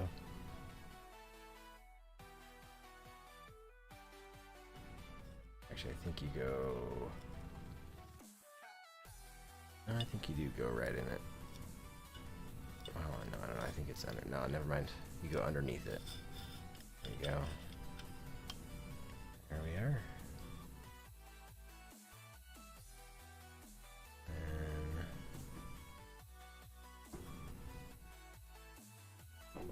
Set this down here, grab these two screws.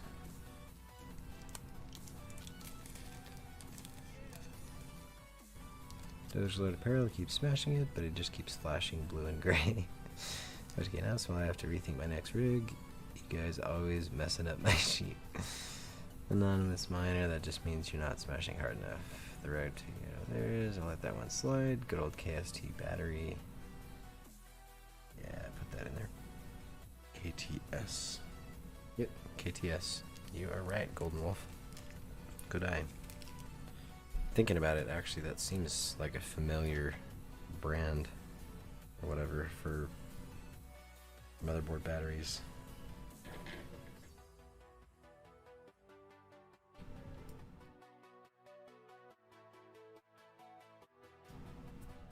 There you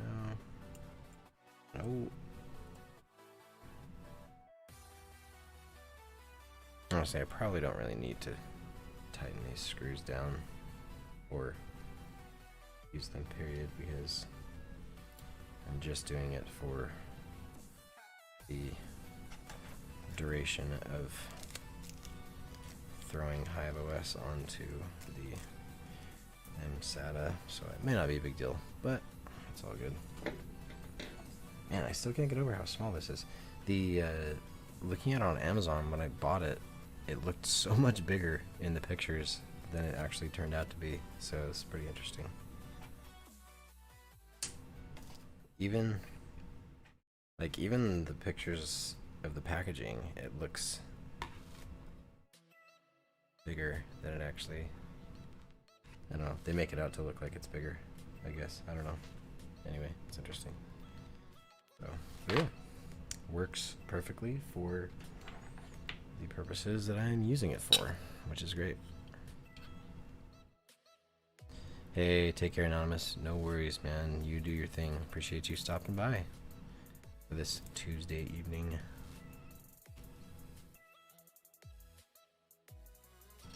Good luck.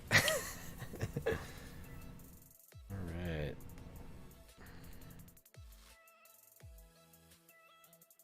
Okay.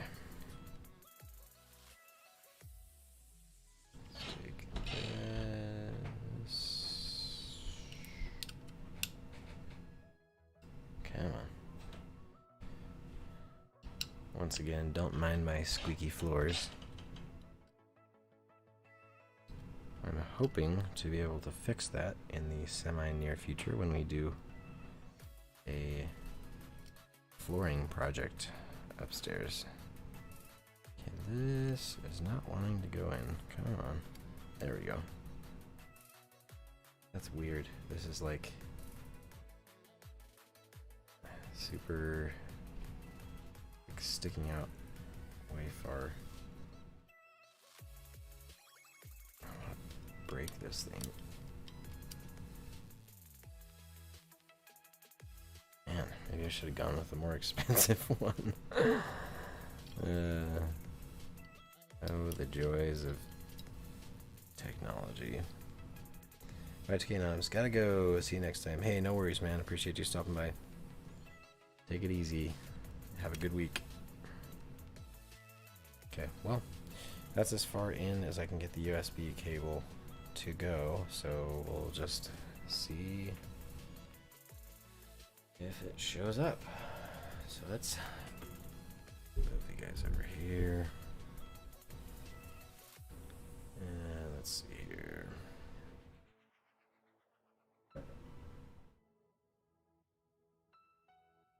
Good length of cable, actually. I like it.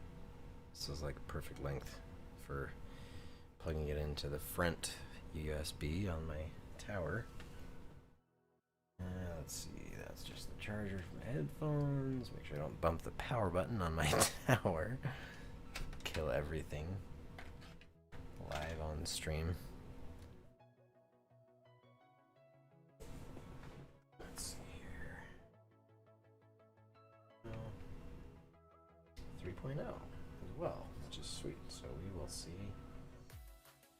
this stuff. Okay, we got a little light. Yeah, there's our sounds. Good. You guys can't see it, but there's a little blue light on the drive. Stand this up here. There's a little blue light on the drive right here between the USB connector and the screw that lights up and flashes when you're connecting it, whatever, which is pretty cool. Oh. Alright, let's see what we got here. Let's see if the stream dies when you flash it. Yeah, I don't know. We'll see, man. Let's see here. No guarantees.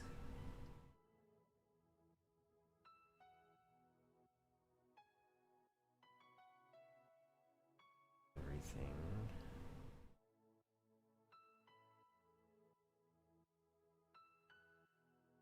Let's see here.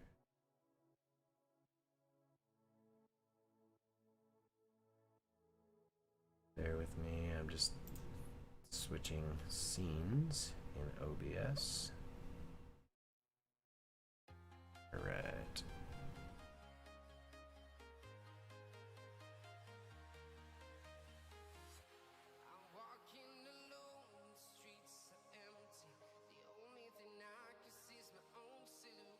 Max voltage. 22 legs. Let's go. Thanks, Barry. Crypto Duck. Mad Electron seems to always have that luck. Max voltage. I have 73060 Ti's and 13070 on my RebTech. I have not problems with it. Runs great.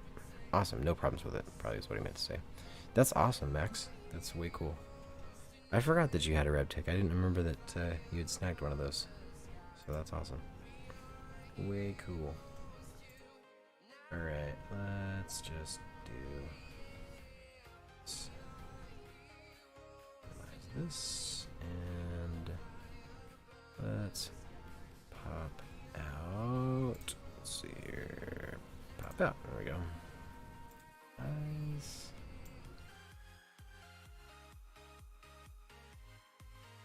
Okay. Let's see what we got here. Storage. Oh, that's my storage drive. SMOS config. That's interesting.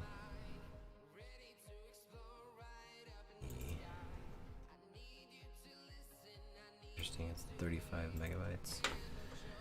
Next voltage mining crypto, add my wallet to your rig, runs even better, at least 10% plus hash rate. CC, that's funny. Okay. Alright, let's check out disk management. SMOS config. Ah, okay, yep, there's the drive. 36 megabytes, 5 gigs healthy. Megs, 4 megs.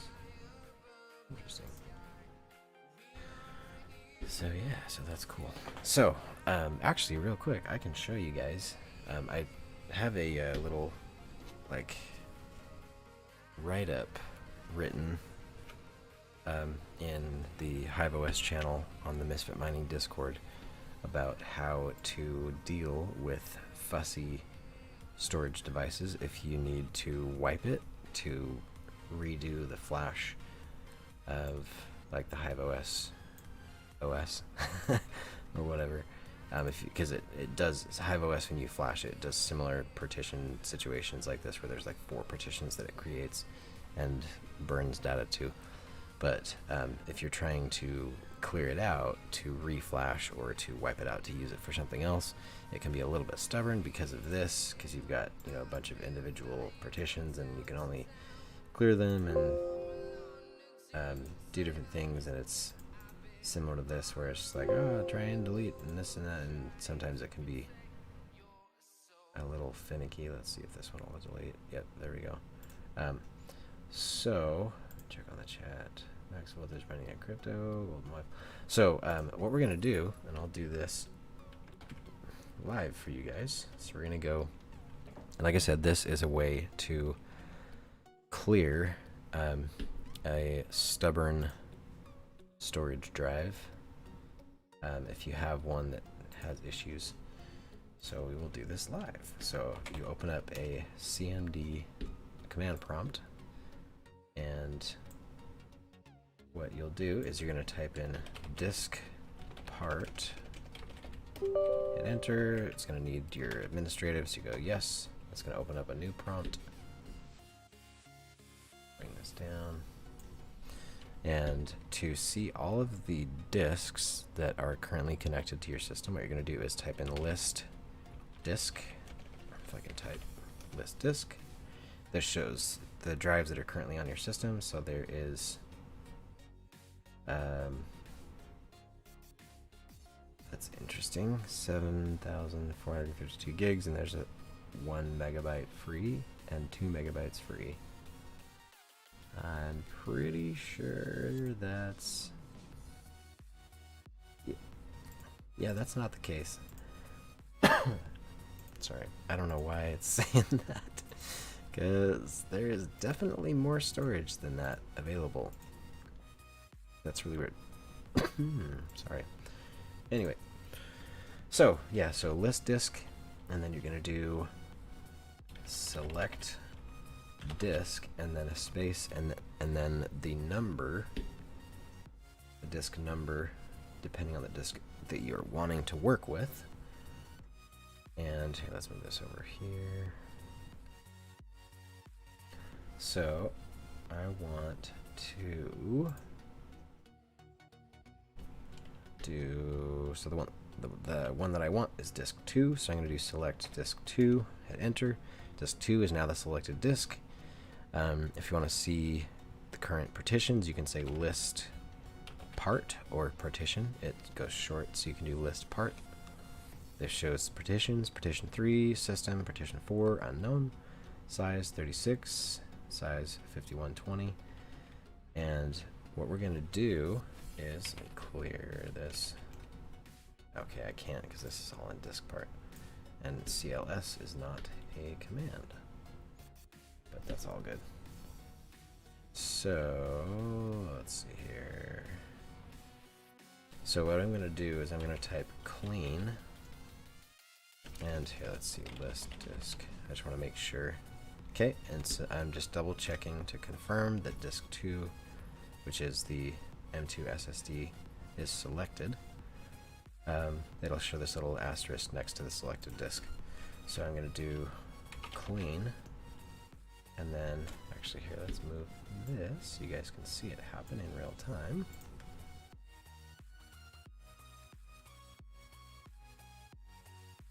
It's down. So if I hit enter,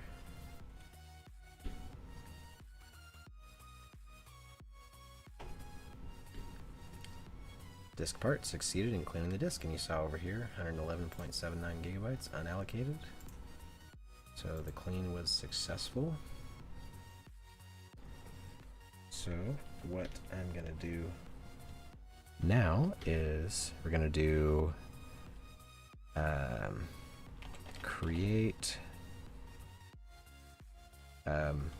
part for partition and PRI for primary, and then hit enter. Disk part succeeded in creating this specified partition. So it creates it as raw by default, which is fine. That's no big deal. And then we're going to go up. I'm going to confirm the format syntax.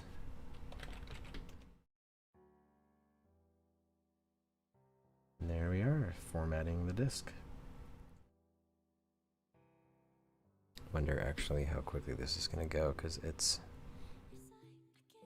reasonably sized, and I think the format operation in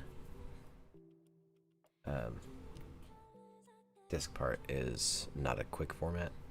It's just a regular slow or whatever, but I don't want this to be borked or bricked or anything by canceling out of that, so I'm just gonna let it run. Let's check out the chat. Let's see. Every time I hear that, I'm checking my computer. That's news I haven't heard in a long time. CC, you're hilarious. What's up, Golden Wolf? Max Voltage Crypto. It's true though, I set mine to his and they bumped up quite a bit. Next voltage, I never used an adapter to load SATA or M2 drives. I load a USB drive and then flash the SATA or M2 in the Hive command line. Interesting, Max. I will have to check that out. I think I've seen YouTube video suggestions about that, where there's a way to move from a USB to a either SATA or M2 solid state drive. So I'll have to look at that. We are nearing 40,000 here, 39,960. That's pretty sweet. Move this down so we can see the percentage. Let's see, I hate that noise. Normally when I hear it, I have to enter the admin account password at work. Yeah, Golden Wolf, I identify with that. CryptoDuck LMAO. He's a magical man. I don't know how he does it. Next voltage. Time for bed. 3:30 a.m. I'll come very early. Have a good night. Hey Max, appreciate you stopping by, man. You do your thing. Have a good night. Thanks for staying on for just a little bit. Let's see. CC Duck Crickets. Oh snap, so close to 40. Hey, look at that. We did it. 40,002. Ding ding ding. Let's pull up a...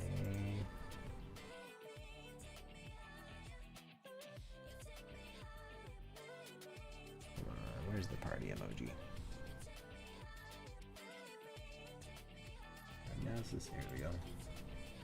Party face. Celebrate. That's awesome. Ethereum 2298, almost 2300. That's awesome.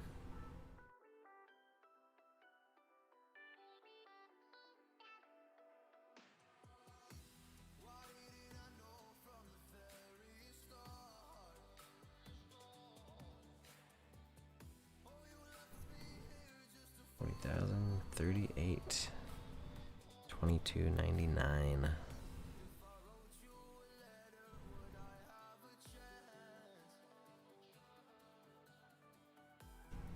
That's awesome.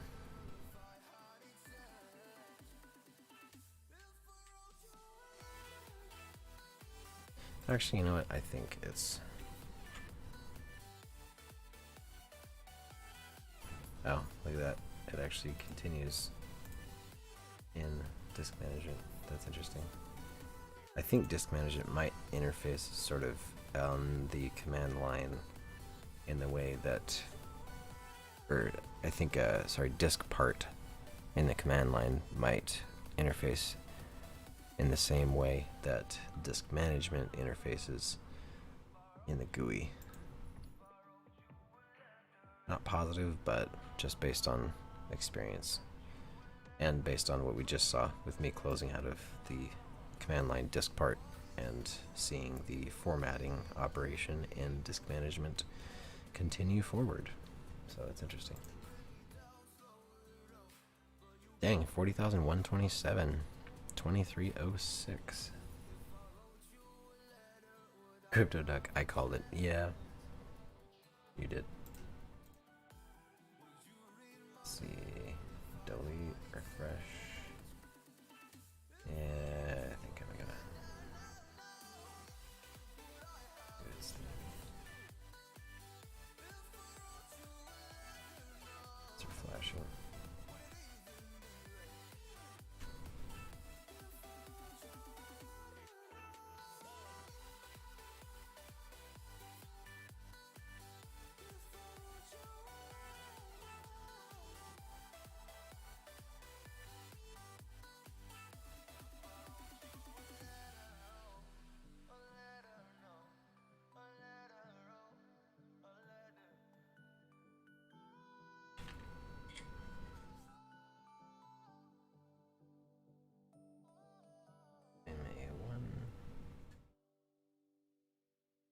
One dim slot, right? Almost looks like there's 2 slots, but I don't know. I could be wrong.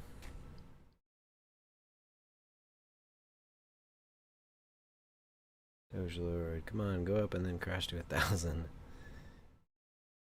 We'll be down for that. Let's call for BTC 100,000 next. That would be nice.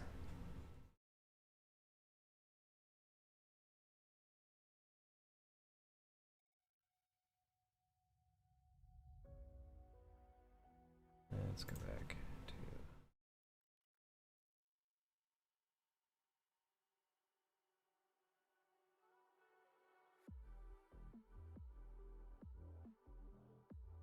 Usually I want to sell once it goes up some more, and then buy the crash. Yeah, totally, dude. Sell high, buy low. I still remember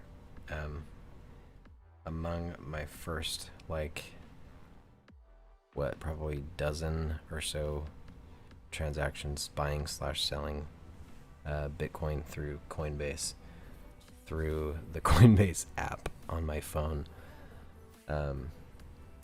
I was stumbling and bumbling because it was just, I had no idea what I was doing, and I think I was like a month-old noob with regard to crypto in general at that time. And I was just like I was trying to ride a high and then sell and then buy low, and then I ended up selling some at a certain height, and then it continued up, and then I bought, and then I ended up losing like 40 or 50 bucks or something like that within a matter of minutes. And I was just like, anyway, live and learn. Pretty funny. Happens to the best of us.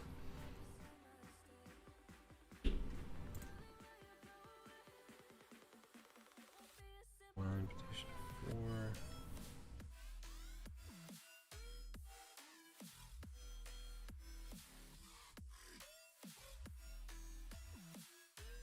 Disk 2.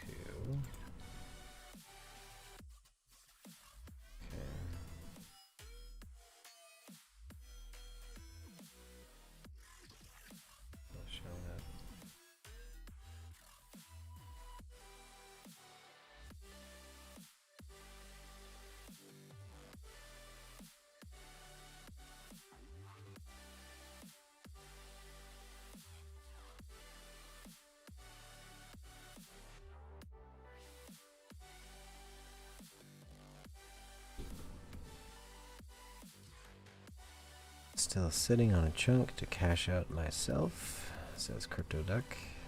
CryptoDuck, why didn't you buy the last crash? CC, nothing better than dollar cost averaging. Peace of mind.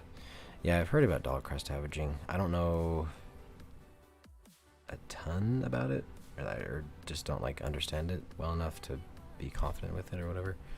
This is interesting. Stablecoin is not so stable.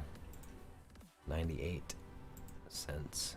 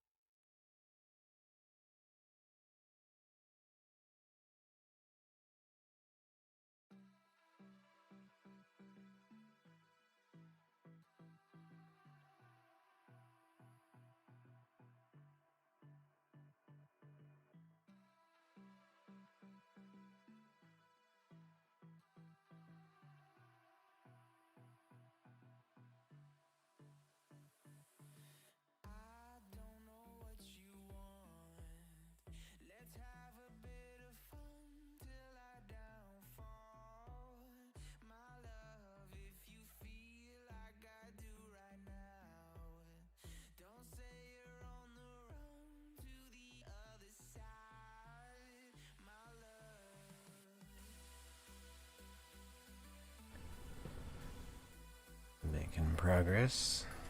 25% just about.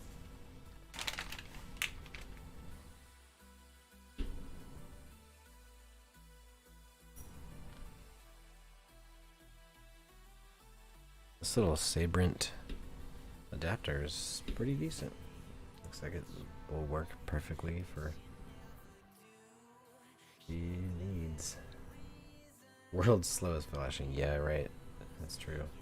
Well, it's interesting that it's like, it's over USB 3, so I'm surprised that it's as slow as it is. Well, I guess this isn't the flashing, this is the formatting, and it's 120 gigs. But even still, though, it is interesting that it's as slow as it is. Kind of weird.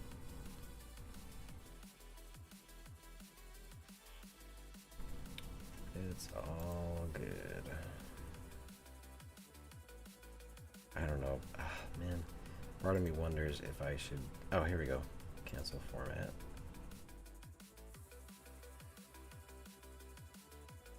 Let's see if I just bricked it.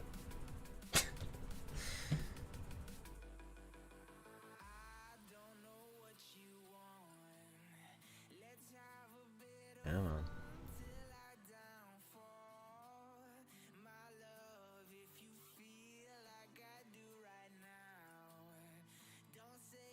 PC says I don't have any sheep, but I will still meet you on the moon. Totally, dude.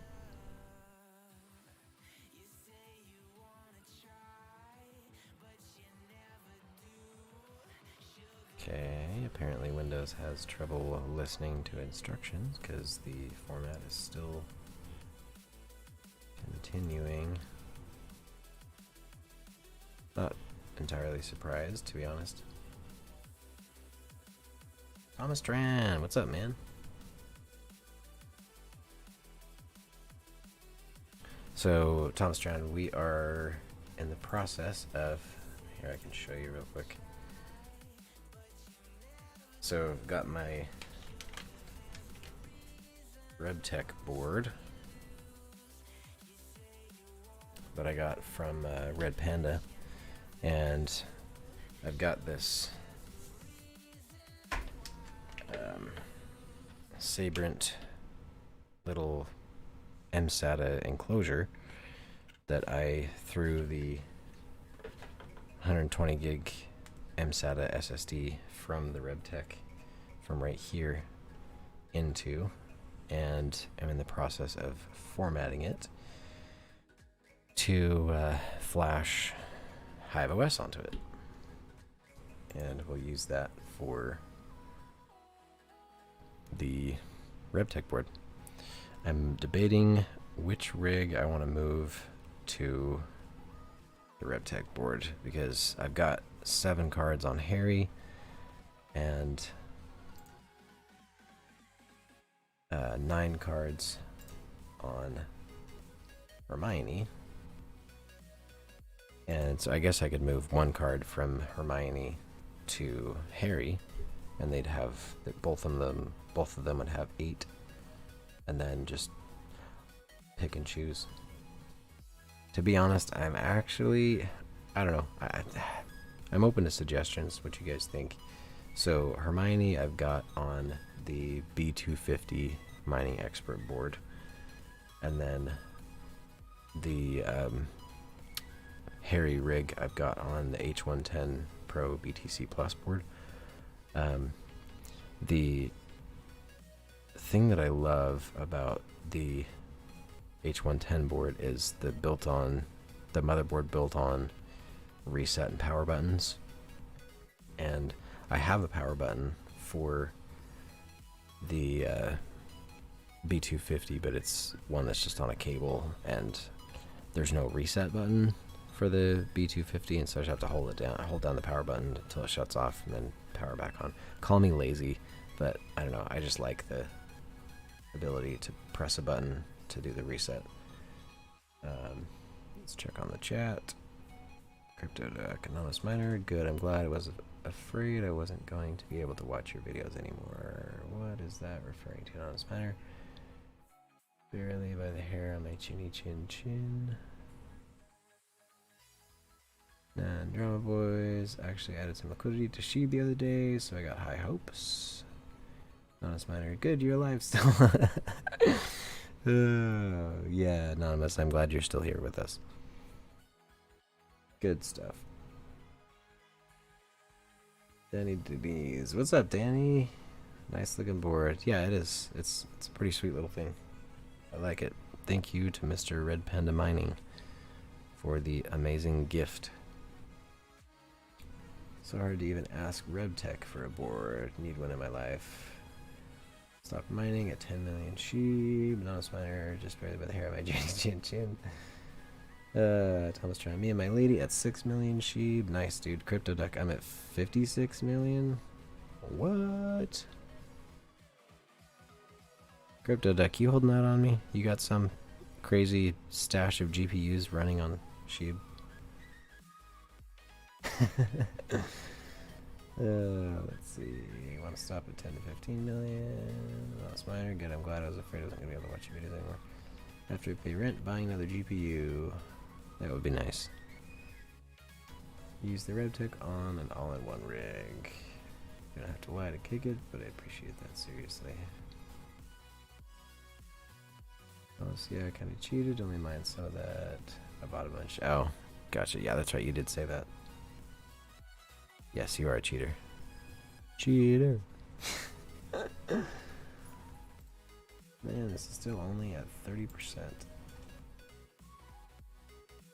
Send me one. My brand new computer with the 1070 is lagging. Bought some leash and bone too. That's cool. Yeah, if you guys are wondering about what the chat is going on about, let's see here. Let me pull up my YouTube. I've got a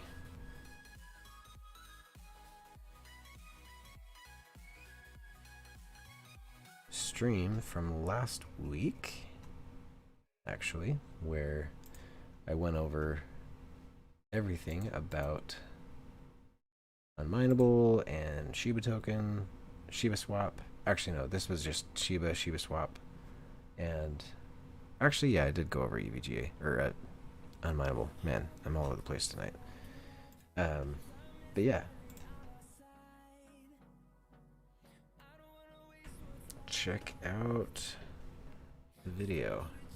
Man, this is really annoying that it does that. I found that it always does that for whatever reason. Whenever I go to my videos, it like keeps track of the timestamp that I was at last. And then when I go to share, it's just like, it always has this timestamp on the end. And I gotta take it out, which is kind of annoying, but it is what it is. It's all good.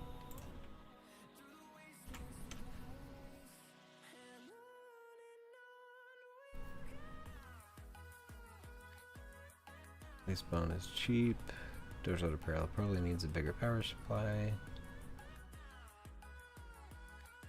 Let's see. Should I mine Shiba for a month and then stop? Thomas, that's up to you. I have a fairly sizable supply of it just for kicks, just in case it decides to go to the moon and I want to be sitting on a beach somewhere with Sugar Cube and the cubelets, but you never know, so that's why diversification is smart. Not financial advice, do your own research. I'm no financial expert. RTFM, etc. Let's see, that's up to you. It's not profitable, or not as profitable, but if you believe in it, why not? Yeah, I'm in the same boat, Crypto Duck, because it did, like, obviously the earnings wasn't as much when it came to let's see, unminable Sheeb. The earnings wasn't a ton. Let's go to start, and let's so I was doing, I had was it 390 mega hash on it.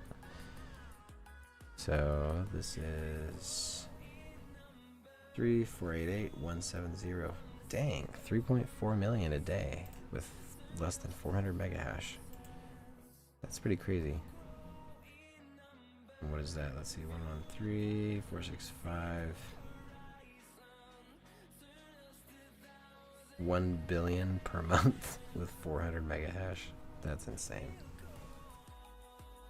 So yeah, Thomas Tran, throw 400 mega hash at it for 1 month and you will have a billion Shiba coin.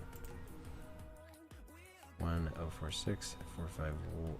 Let's see, 104 645 1. Oh, never mind. That's sorry, that's 104 million.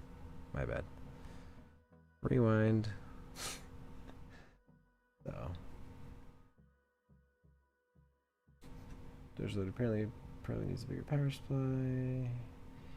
CC, however you want to arrange your cards on the RebTech board, just remember the 3060 V2 won't work on the 470.005 dev driver, nor 460.39 on HiveOS with 3060 V1, if you care for the hash rate. Interesting. So CC, clarify for me, so you're saying that my the 3060 Strix that I'm pretty sure is V1, that I'm getting 37 mega hash on HiveOS right now, with driver 460.39 on LOL miner. You're saying on the RebTech board that card would not get 37 mega hash on HiveOS? Just trying to understand. Yeah, anonymous. I got you. See profit if you got the least cheap. Have to check. Gundy built it for me, but post office broke the original GPU, so I had to go with the 1070. That's annoying, Doge. And it was 20 to 30. Plan was 20 to 30 million sheaves, even if it hits 0.05. Yep. Got it for free, just held it down bad lately. Captivating cats, what's going on, man?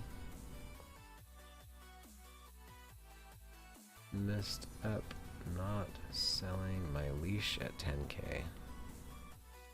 Welcome to the stream, Captivating Cats. In case you're wondering, we are in the process of doing a format on my mSATA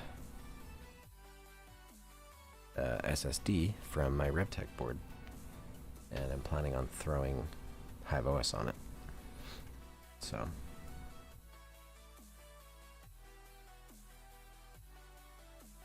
gotta let this format finish.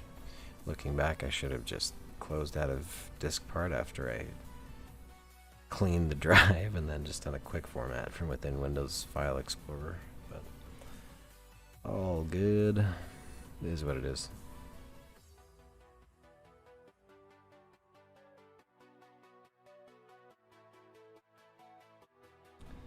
That's 20, 30 million. Let's see, I got it for free. That's why I bought some. Getting impatient with my 72 mega hash. Doge lowered apparel. I thought you were trolling. That sucks. Yeah, that's annoying. Let's see. Free is nice, cats. Yeah, totally. 133 mega hash on Shiba. Only mined for 36 hours.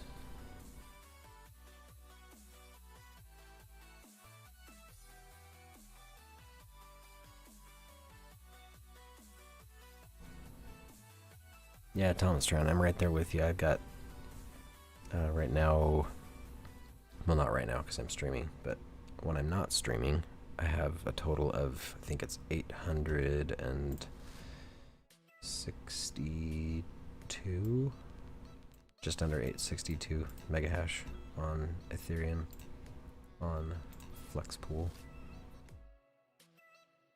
Yeah, so right now it's just 802 because the studio PC is in the process of streaming for you good people at the moment. Sorry. Still have this stupid little tickle in my throat from this cough that I had for the last like week. It's really annoying. Yeah, so even with, 720 thereabouts mega hash, it's, oh wow, this is up quite a bit. 65. I was at 57. I guess that's probably just proportional to the change in price, with Ethereum being up to 2300, which I am perfectly okay with. Anyway, so that's cool.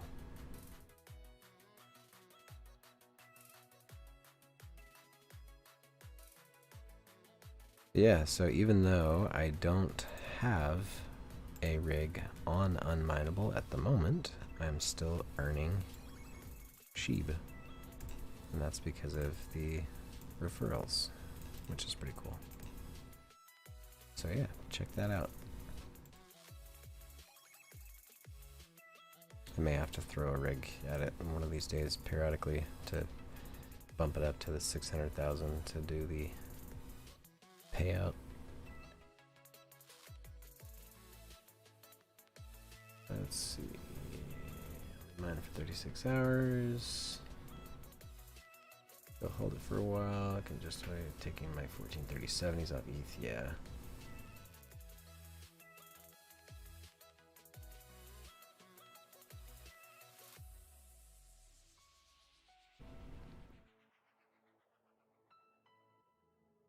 Back to ETH a few days ago, and profits started to go back up. I'm trying to find a case for my newly bought i5 7600K to build another rig for just Chia. That's pretty sweet, Thomas. That's awesome, man. Keep the Misfits posted on that. I'm curious. Chia is super interesting. I know that OG 10K Tech has a big old Chia rig in his place, cranking away. No idea if he's actually found any plots or found any proofs or not, but T-spin miner, correct. It's the driver issue, not about the RebTech board. Interesting. Okay.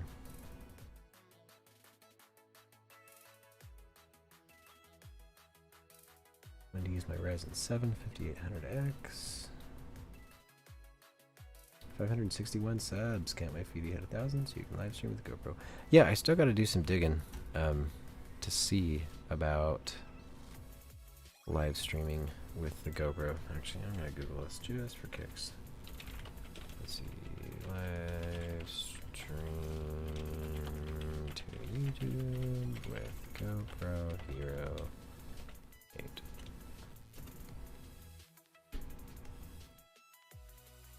Yeah, live stream with the GoPro 8.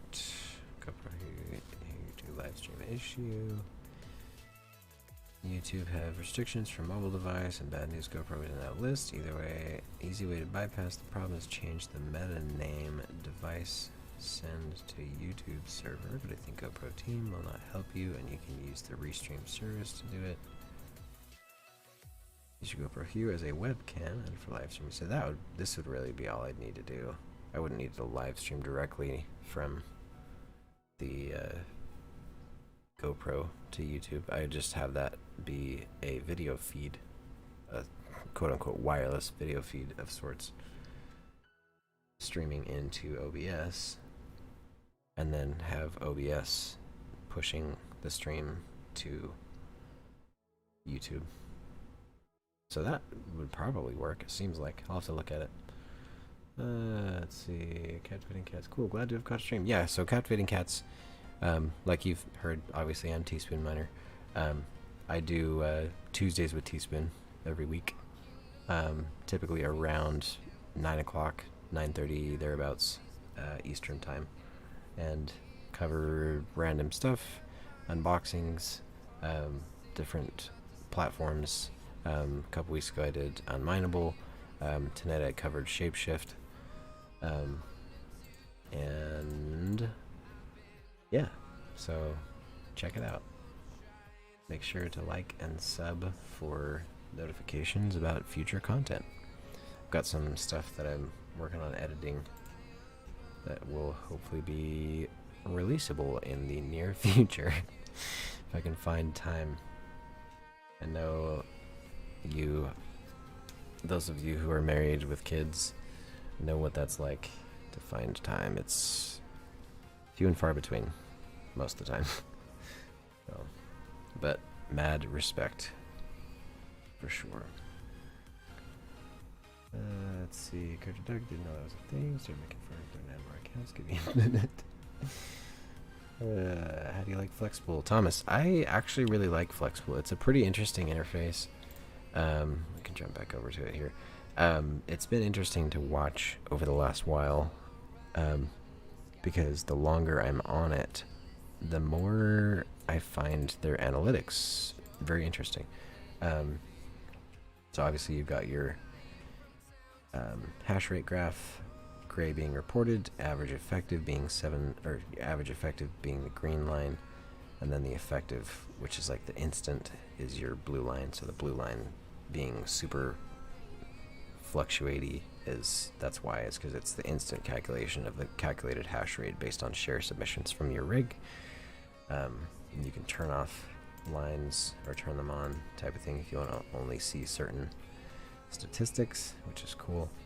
You can drill down to specific timelines and see. So there's 10-minute chunks.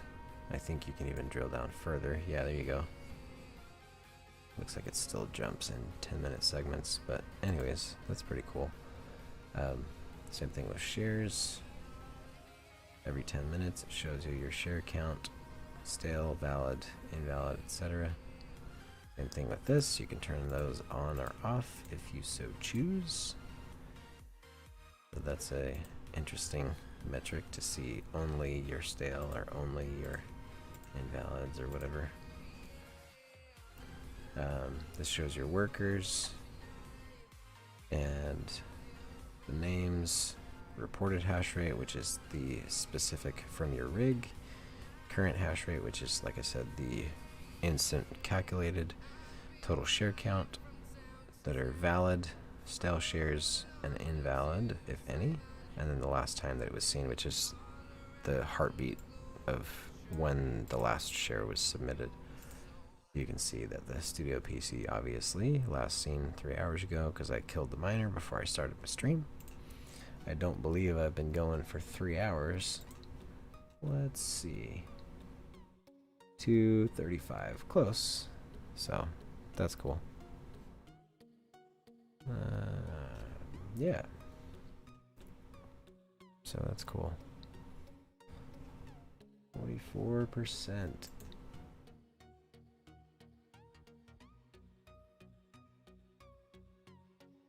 Back over here to Flexible. Yeah, so Flexible is a pretty sweet little, they're a pretty sweet pool. It lets you change your gas price limit, which is pretty interesting. It's a cool feature if you're wanting to kind of try to keep your gas payment, like your gas fees, in check of sorts. You can go to settings and you can set your payout limit. Their minimum is 0.01 Ethereum, so you can get pretty consistent payouts fairly quickly with a reasonably small hash rate if you so chose. I typically just leave it at 0.1 because it's with 800 plus mega hash, it comes fairly quickly, and that keeps it so that my wallet isn't being spammed with tons of small deposits or whatever, because that can be problematic, apparently, from what I've heard, with ledger addresses. Mining to ledger wallet can be problematic, from what I've heard.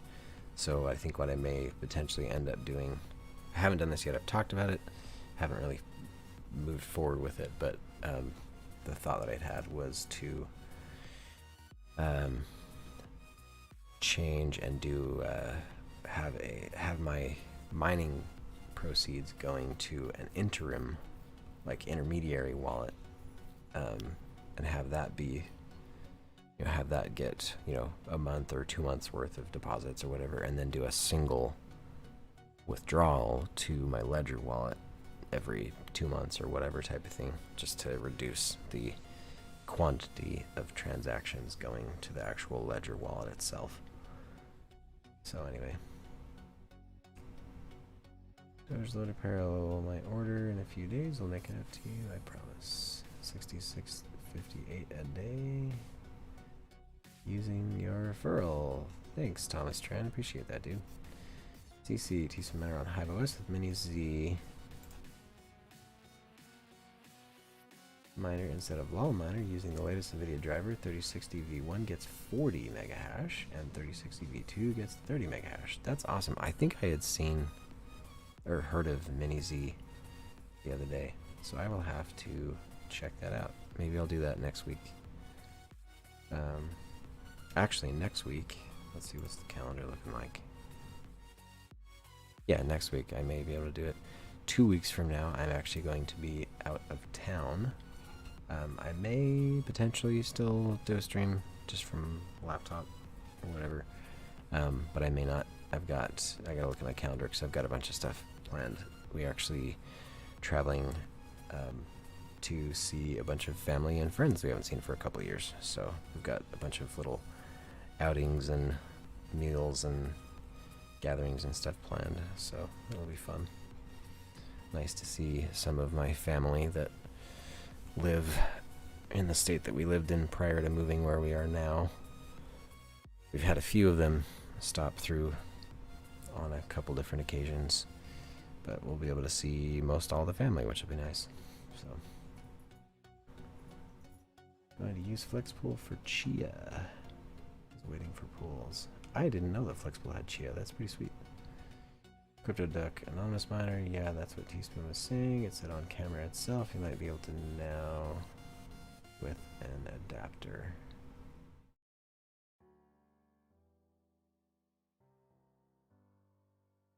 Thomas Tran got the hard drives, 48 terabytes. Dang, Thomas. Mr. High Roller on the storage front. That's awesome. Just seeing what to use for that PC. I don't know why, but it seems like SSD prices went up. I can tell you why. It's because of Chia. SSDs and storage in general is a lot harder to get a hold of. I've actually got a Plex server that's got all of my movies and DVDs digitized. And I told my mother-in-law about it, and she's like, holy cow, let's buy a bigger hard drive and I'll have you digitize all my movies and put it on there too, and just catalog everything all at once or whatever. But anyway, but yeah, so I still got to do that. I've been looking off and on at different drives, debating either 6 terabyte or 8 terabyte. The drive that I've got right now is like a 2 terabyte, I think, and that was enough for everything, every single DVD and series DVD that we own, and Blu-rays, except I think like 2 discs of 1 or 2 shows. And I just used what was it? It wasn't maybe it was Handbrake. I can't remember the digitizing software that I used, but just set a preset and then threw the disc into a USB DVD-RW drive to read the disc, and then did the ripping to an external hard drive, and then just threw all the files into a folder, and then you build everything out into Plex, and it categorizes everything and pulls like the metadata and like actors and actresses and the synopsis info and album artwork and all that. It's pretty sweet. Plex is a sweet little platform. I like it.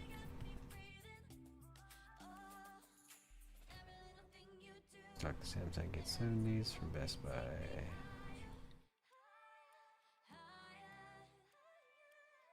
Gosh, no, you don't have to. I got thick skin. Missing new swag all weekend. That's awesome, Doge. I still need to get my hands on some crypto merch. I want to buy Misfit Mining hoodie and one of the Bitcoin word cloud t-shirts, and potentially the Misfit Mining beanie or when winter rolls around. How about your skin? I have to get that FA apparel. Gonna go broke ordering apparel. Still gonna make up my mind of what I want. The old lady picked a few things out too. That's awesome, dude. Spill the beans on rumors on Ledger. I'm mining to one now. So, anonymous miner. Here, I can look this up. Let's see. Ledger mining proceeds. So this here. I can drop this link in the chat. So you'll see here, receiving mining proceeds on the Ledger. Sending a large number of transactions to a Ledger hardware wallet is troublesome. If you receive a lot of small transactions from mining, please read this article carefully. Failing to follow these instructions may lead to your funds becoming inaccessible on a Ledger device. And this is because of the saturation of the synchronization of your blockchain transactions and an extremely long duration of transaction construction or validation. So this is talking about dust payments, which that's why typically I like to have my pool payouts be on the, a tenth of an Ethereum type of thing or whatever.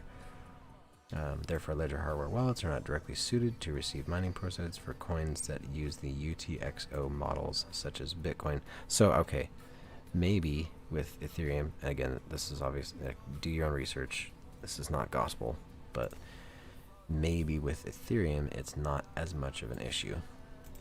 Because this is typically, because I know that there's a buddy of mine, Khalid, in the Misfit Mining Discord and Red Panda Discord, that says that when you're working with UTXO style tokens like Bitcoin, when you are working with doing a send or a receive with Bitcoin, or I think it's a send, there's like a change address, and it has to go through to be able to send additional crypto to your wallet.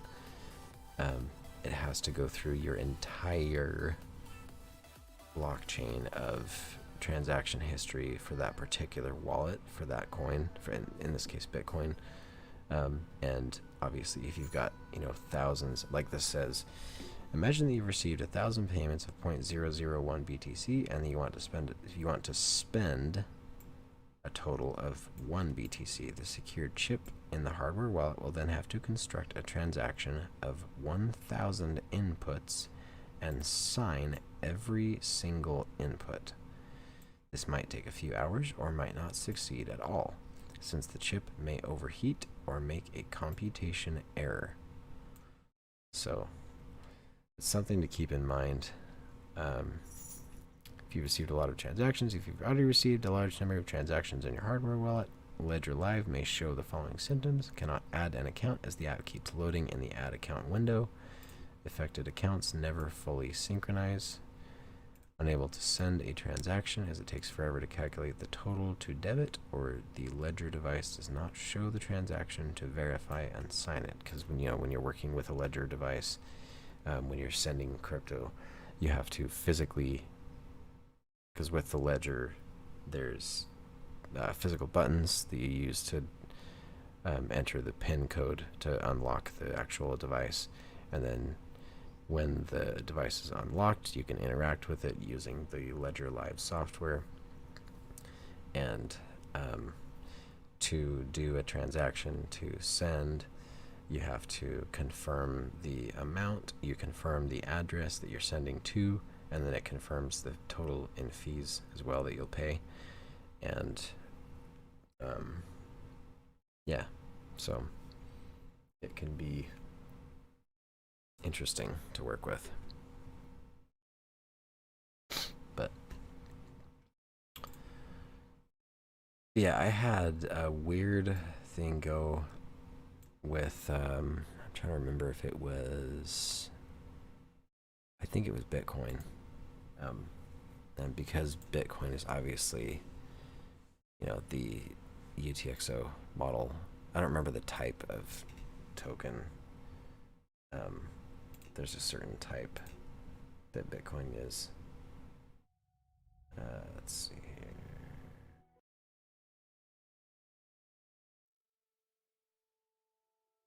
Start the music again. But anyways, I had a brief period using the Ledger Live software where the balance shown on the blockchain for my Bitcoin address and the balance shown in my Ledger Live software for the Bitcoin address was different. There was a discrepancy. I can't remember the difference. It was like, it wasn't hugely concerning or anything, but it was different. The numbers were different and it was driving me crazy. I don't know if it was my OCD or just freaking out because of worrying that there was something wrong or somebody had hacked something or whatever. But mostly just like, come on, like, why is this not synchronizing? Because the Ethereum or the wallet itself doesn't store the crypto. Sorry, the wallet itself doesn't store the crypto. The blockchain stores the crypto, and the wallet just interacts with it through the blockchain, through utilizing the Ledger Live software that interacts with the blockchain and synchronizes transactions, etc. And the hardware wallet itself just stores your private keys. But anyway, but yeah, so it was really weird. So I had to get in touch with Ledger Live support and do some things and try and figure out why the heck it was behaving the way that it was. And I think what I ended up doing, if I remember right, was I went into the settings in Ledger Live and did like a reset, which basically just clears out the synchronized transactions inside of the Ledger Live software and forces it to resynchronize everything from the blockchain, just using their block explorer, their various block explorer connections that they have for the different coins that you've got set up with accounts in Ledger Live software. And that did the trick. It synchronized everything and it went out to the blockchain and pulled the new synchronization of the transactions from the wallet history, and everything was all in sync and back up to date again, which was cool. So problem solved. But yeah, so that's something to keep in mind if you are a avid Ledger wallet user. Just keep that in mind when you're doing mining to Ledger. I've looked at the possibility of picking up one of the alternate hardware devices like the KeepKey or whatever. I know there's some other kind of semi-newer ones that have come out. I think Voscoin did a review of one or a couple different ones, and I've been curious about it. And I may snag one to just do a review and see what it's like, whatever, because their hardware wallets are just, I think it's a cool creation that these different groups have made to allow for safe storage of your crypto. Yeah, right, Anonymous Miner, the Trezor is another cool one. It's interesting. I think there was a weird like hack or like insecurity thing with Trezor at one point. I don't remember all the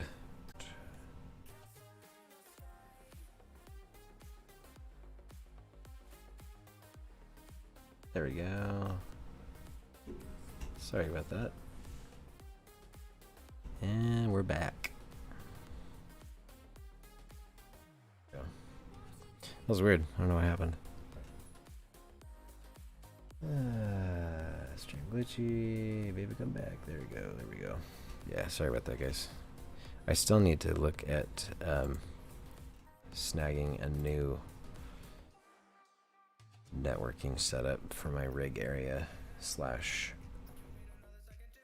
studio PC, because the studio PC gets its connectivity through a gigabit switch that's fed from a power line adapter, and it's all kinds of janky or whatever. But anyway, how Kraken cracked the Trezor wallet in 15 minutes. Kraken Security Labs has released a statement on 31st January claiming that the research team hacked the Trezor hardware wallet in less than 15 minutes due to an unfixable device vulnerability that can be exploited by hackers.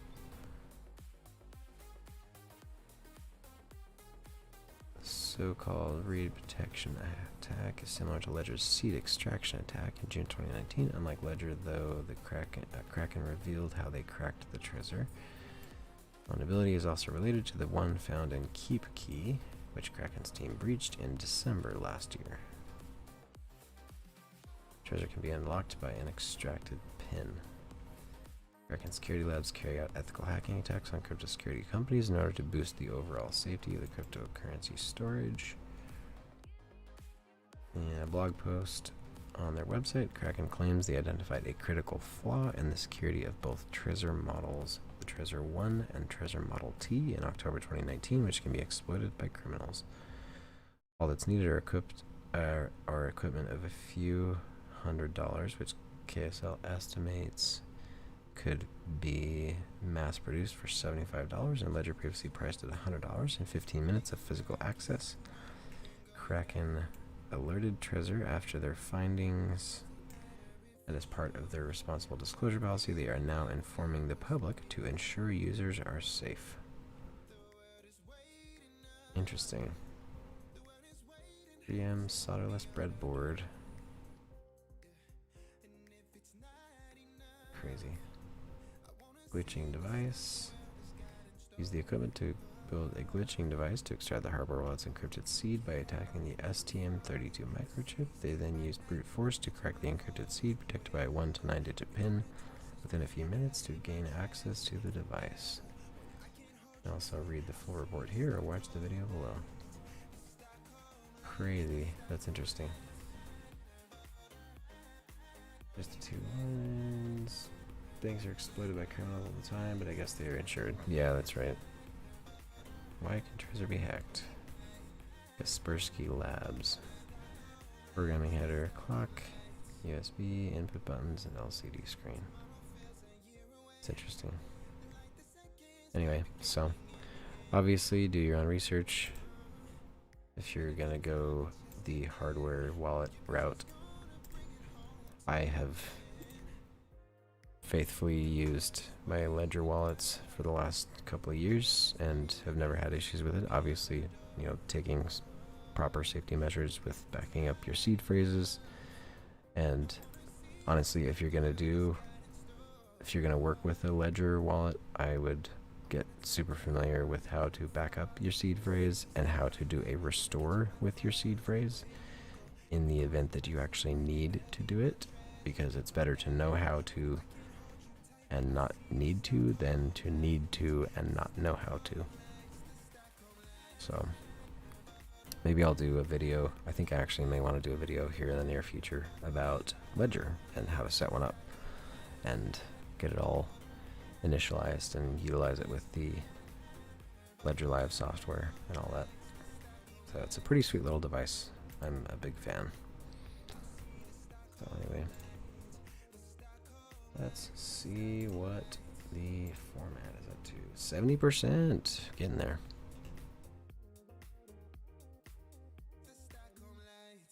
Hardware wallet company is confident they should offer some sort of insurance too. Yeah, CryptoDuck, I don't know if you knew, but there is, I think it's the Keep Key, if I remember it. I watched Voscoin's video about it, but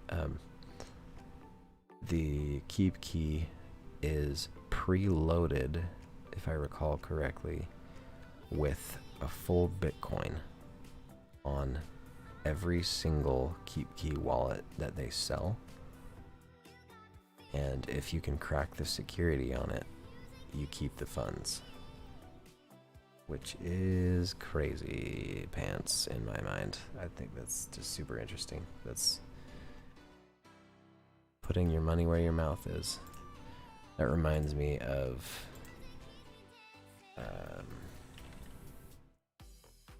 let's see. Let me see.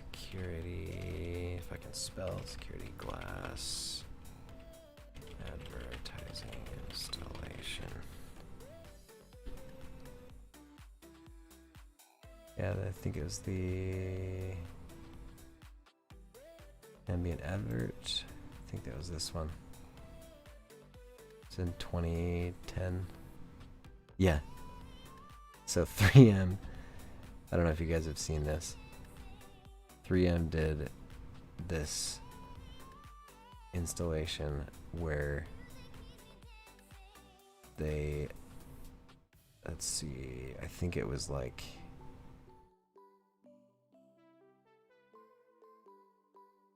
let's see, I think it was what, like $20 million or $2 million or something like that in glass.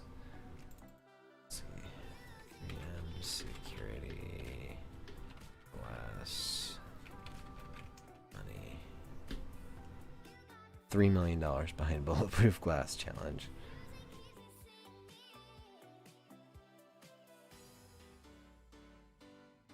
Yeah. So it's pretty crazy. They even gave people the ability, like this guy's like getting a run at it or whatever, and I thought I had recalled hearing that they gave people like a sledgehammer, and like this dude's like flying at it sideways or whatever. But yeah. 3M security glass. Break me if you can. That's crazy. I think the AK-47 will work. Thomas Tran, that's hilarious.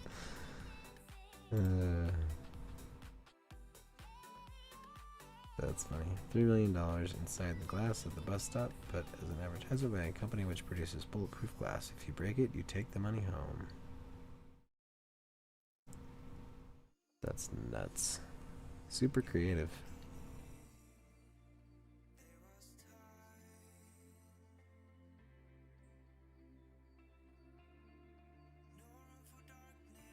Anyway, that's interesting.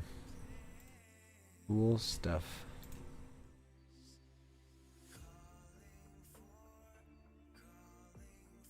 Can it stop my 50 BMG? I don't know. That's a good question. 3M security glass 50 BMG. Just for curiosity. Bullet resistant glass for 50 cal pistols. 8-pound jugged. Well, just got a class 3. Let's test it with explosives. Ballistic security glass. 3M fuel safety glasses. 50 cal versus bulletproof glass. Crazy. A bulletproof glass stop a 50 cal slow motion. You guys check this out on your own time after the stream if you so choose. Need to have us try it. One try, I bet we open it. Right. Crypto miners are creative. Straight up, I can open it. Crypto Duck, you gotta come pick me up and we'll go try it. Make it rain.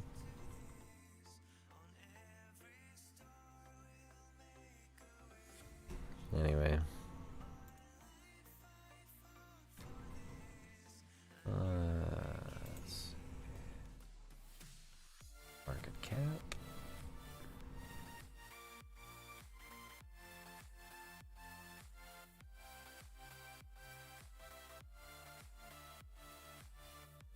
Safe man up 5%. The last hour. Axie Infinity up 26.5%. 200% in the last 7 days. That's interesting. Axie Infinity. An ERC20 token.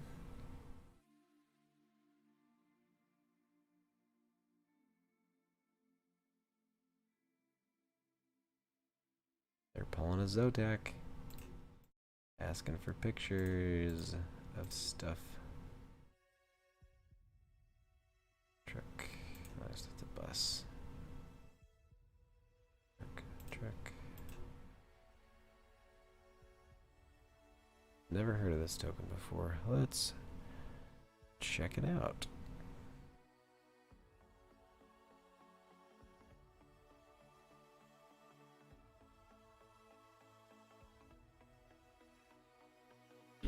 Get Axes. They've got a Discord. Discord.gg/Axie. A-X-I-E. They need to optimize their web graphics to be smaller so their website loads faster.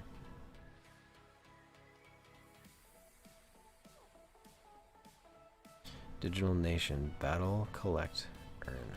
Interesting. 90,000 ETH traded on the in-house marketplace. 300 ETH, the most expensive Axie ever sold. 250,000 daily active players. So it's a... Oh, that's a creative website. That's interesting.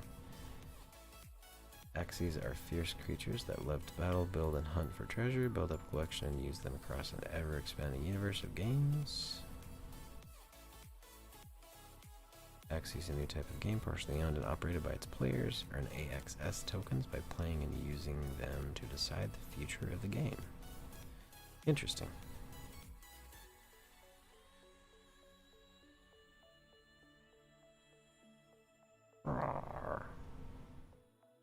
Build unstoppable teams of Axies and conquer your enemies. Each Axie has unique strengths and weaknesses based on its genes. With billions of possible genetic combinations, the possibilities are truly infinite. That's pretty cool. Adventure, arena battle, and breeding. Axieland. Huh. That's pretty cool. There's so many interesting well, you can leave the word interesting in there or insert whatever descriptor you wish to use, but there are so many projects out there. Like that token's at $50 and it's up 26% in the last 24 hours. Super interesting. 270 million max supply, 55 million circulating, 5.9 billion 24-hour trading volume. That's crazy.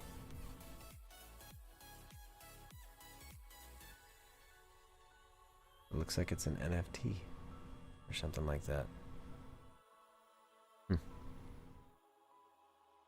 AXS price 48.58.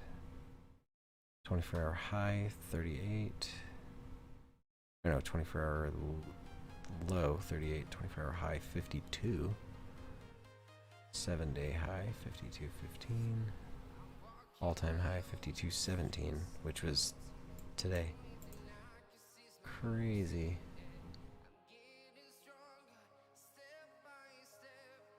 10 o'clock this morning hit its all-time high. 12 cents in November of 2020. It's up 39,170% since then. Man, that is crazy. 12, look at this, 1,200% up in 30 days. 1,200% growth. Man, that is crazy. That's super interesting. I'm sure it's significant. It has to start to look like a demolition renters collection. Bad or good, or watching through a GT 710 or what? Half my room is gun stuff. That was kind of a while ago. I'm everywhere. Anywhere I can put it. As long as I can get out, kiddos running around.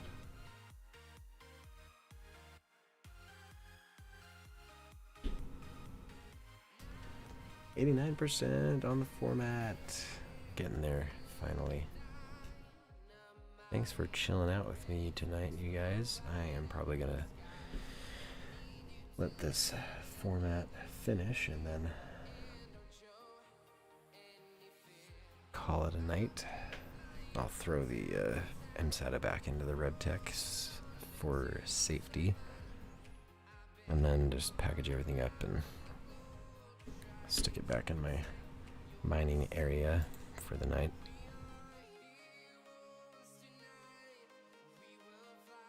91%.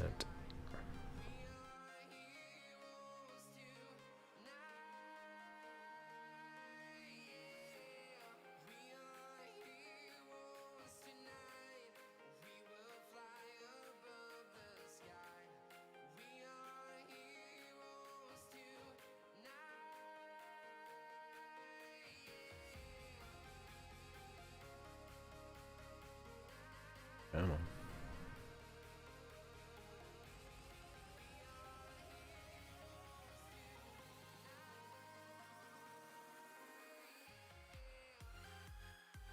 Come on, coin 360, do your thing. Let's reload. Yeah, I've wondered the same thing, CryptoDuck. I don't know what the deal is, because it's USB 3, and like, I don't know if it's because I started it through disk part. That may be it, because it wasn't just like a quick format from disk management or like file explorer or whatever. I'm kind of thinking that may be what it is. It might just be like a lower level format than would have been done if I'd have just done it through file explorer or whatever. But it's weird. 96%. I'm getting there finally. Like 5 hours later. It is really weird though, for sure.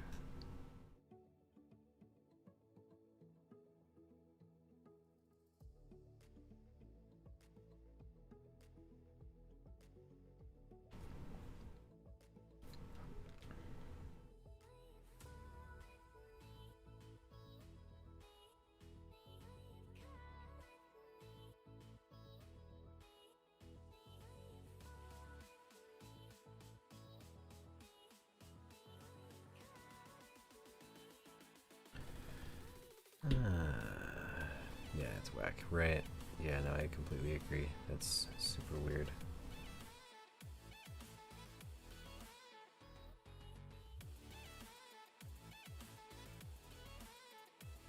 Man. That stinks. I just realized or remembered that I had switched my live stream from I had switched it to private before I ended last week, but I had switched it back to public briefly because somebody, CryptoDuck, had said, he's like, it's private, what the heck? I was like, oh, I'll switch to public later. But anyway, and when you switch it to public before you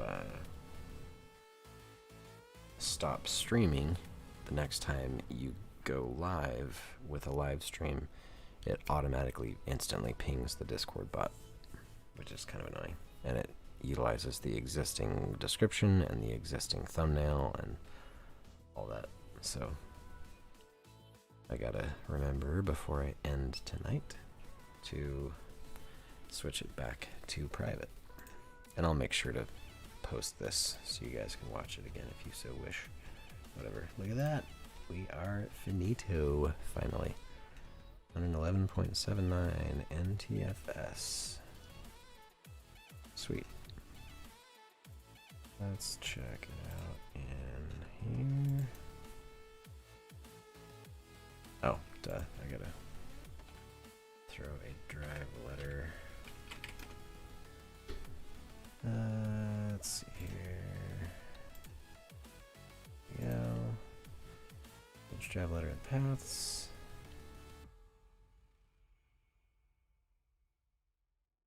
Okay. There we go. Cool. That worked. Now let's. Hey, let's just run over to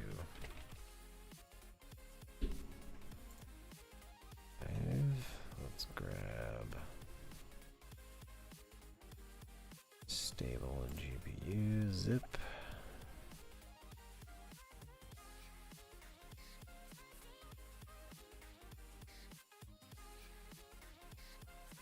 I need to remember to have this on hand. Hey Thomas, take it easy, man. I appreciate you stopping by. Have a great night. Thanks for chilling out with me tonight.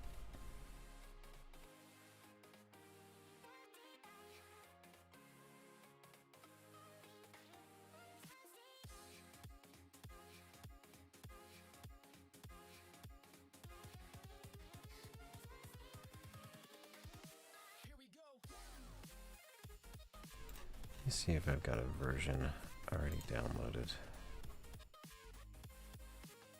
I want to say I might. Ed Henslow, Kamika,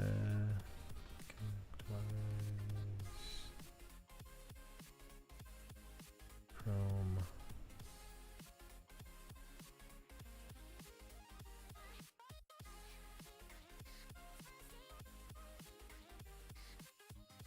Does not look like it. That's alright, well, I'll just let this run. Well, anyways, let's see here.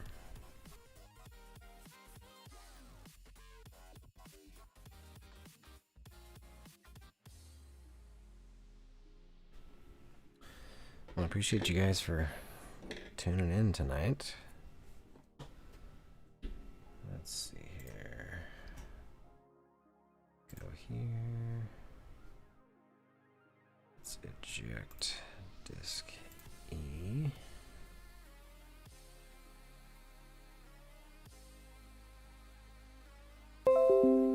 There we go. Save to remove.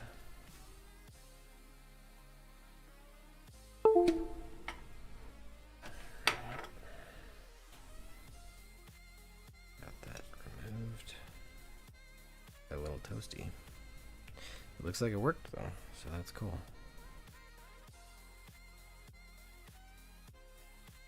I wonder if... Nah, I don't know, I'll probably just leave it in the case for now. I was gonna say, I wonder if I'd want to try doing the move from a USB drive to the M.2, but I think I'll just leave it in the case for now. I'll flash it. I'll probably flash it tomorrow. Whatever. So, anyway. Well. This 360. Well, anyway, you guys, I appreciate you for being here tonight. You guys are troopers, and it has definitely been fun. Let's see, what are we at? 3 hours 17, 3 hours 16.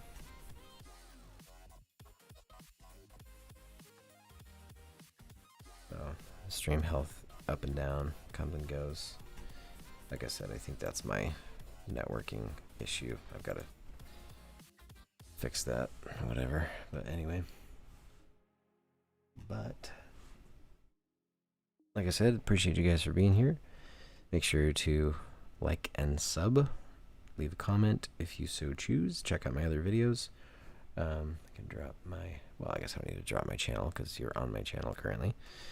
But yeah, thanks for being here. You guys are awesome. Maybe I think I want to come up with a name for those who are of the Teaspoon clan of sorts. Like, I think Teaspooners sounds weird, so probably not that. But you know, throw ideas in the Teaspoon channel in the Misfit Mining Discord, and maybe I'll do like a random picker or something and do like a giveaway Or the person that chooses the most popular idea or whatever. But anyway. Well, you guys enjoy your evening. Thanks for being here. Anonymous, thanks for stopping by. Doge Lord, thanks for coming by. Thomas, enjoy your evening. Crypto Duck, you're a crazy man staying up late. Giving you a hard time.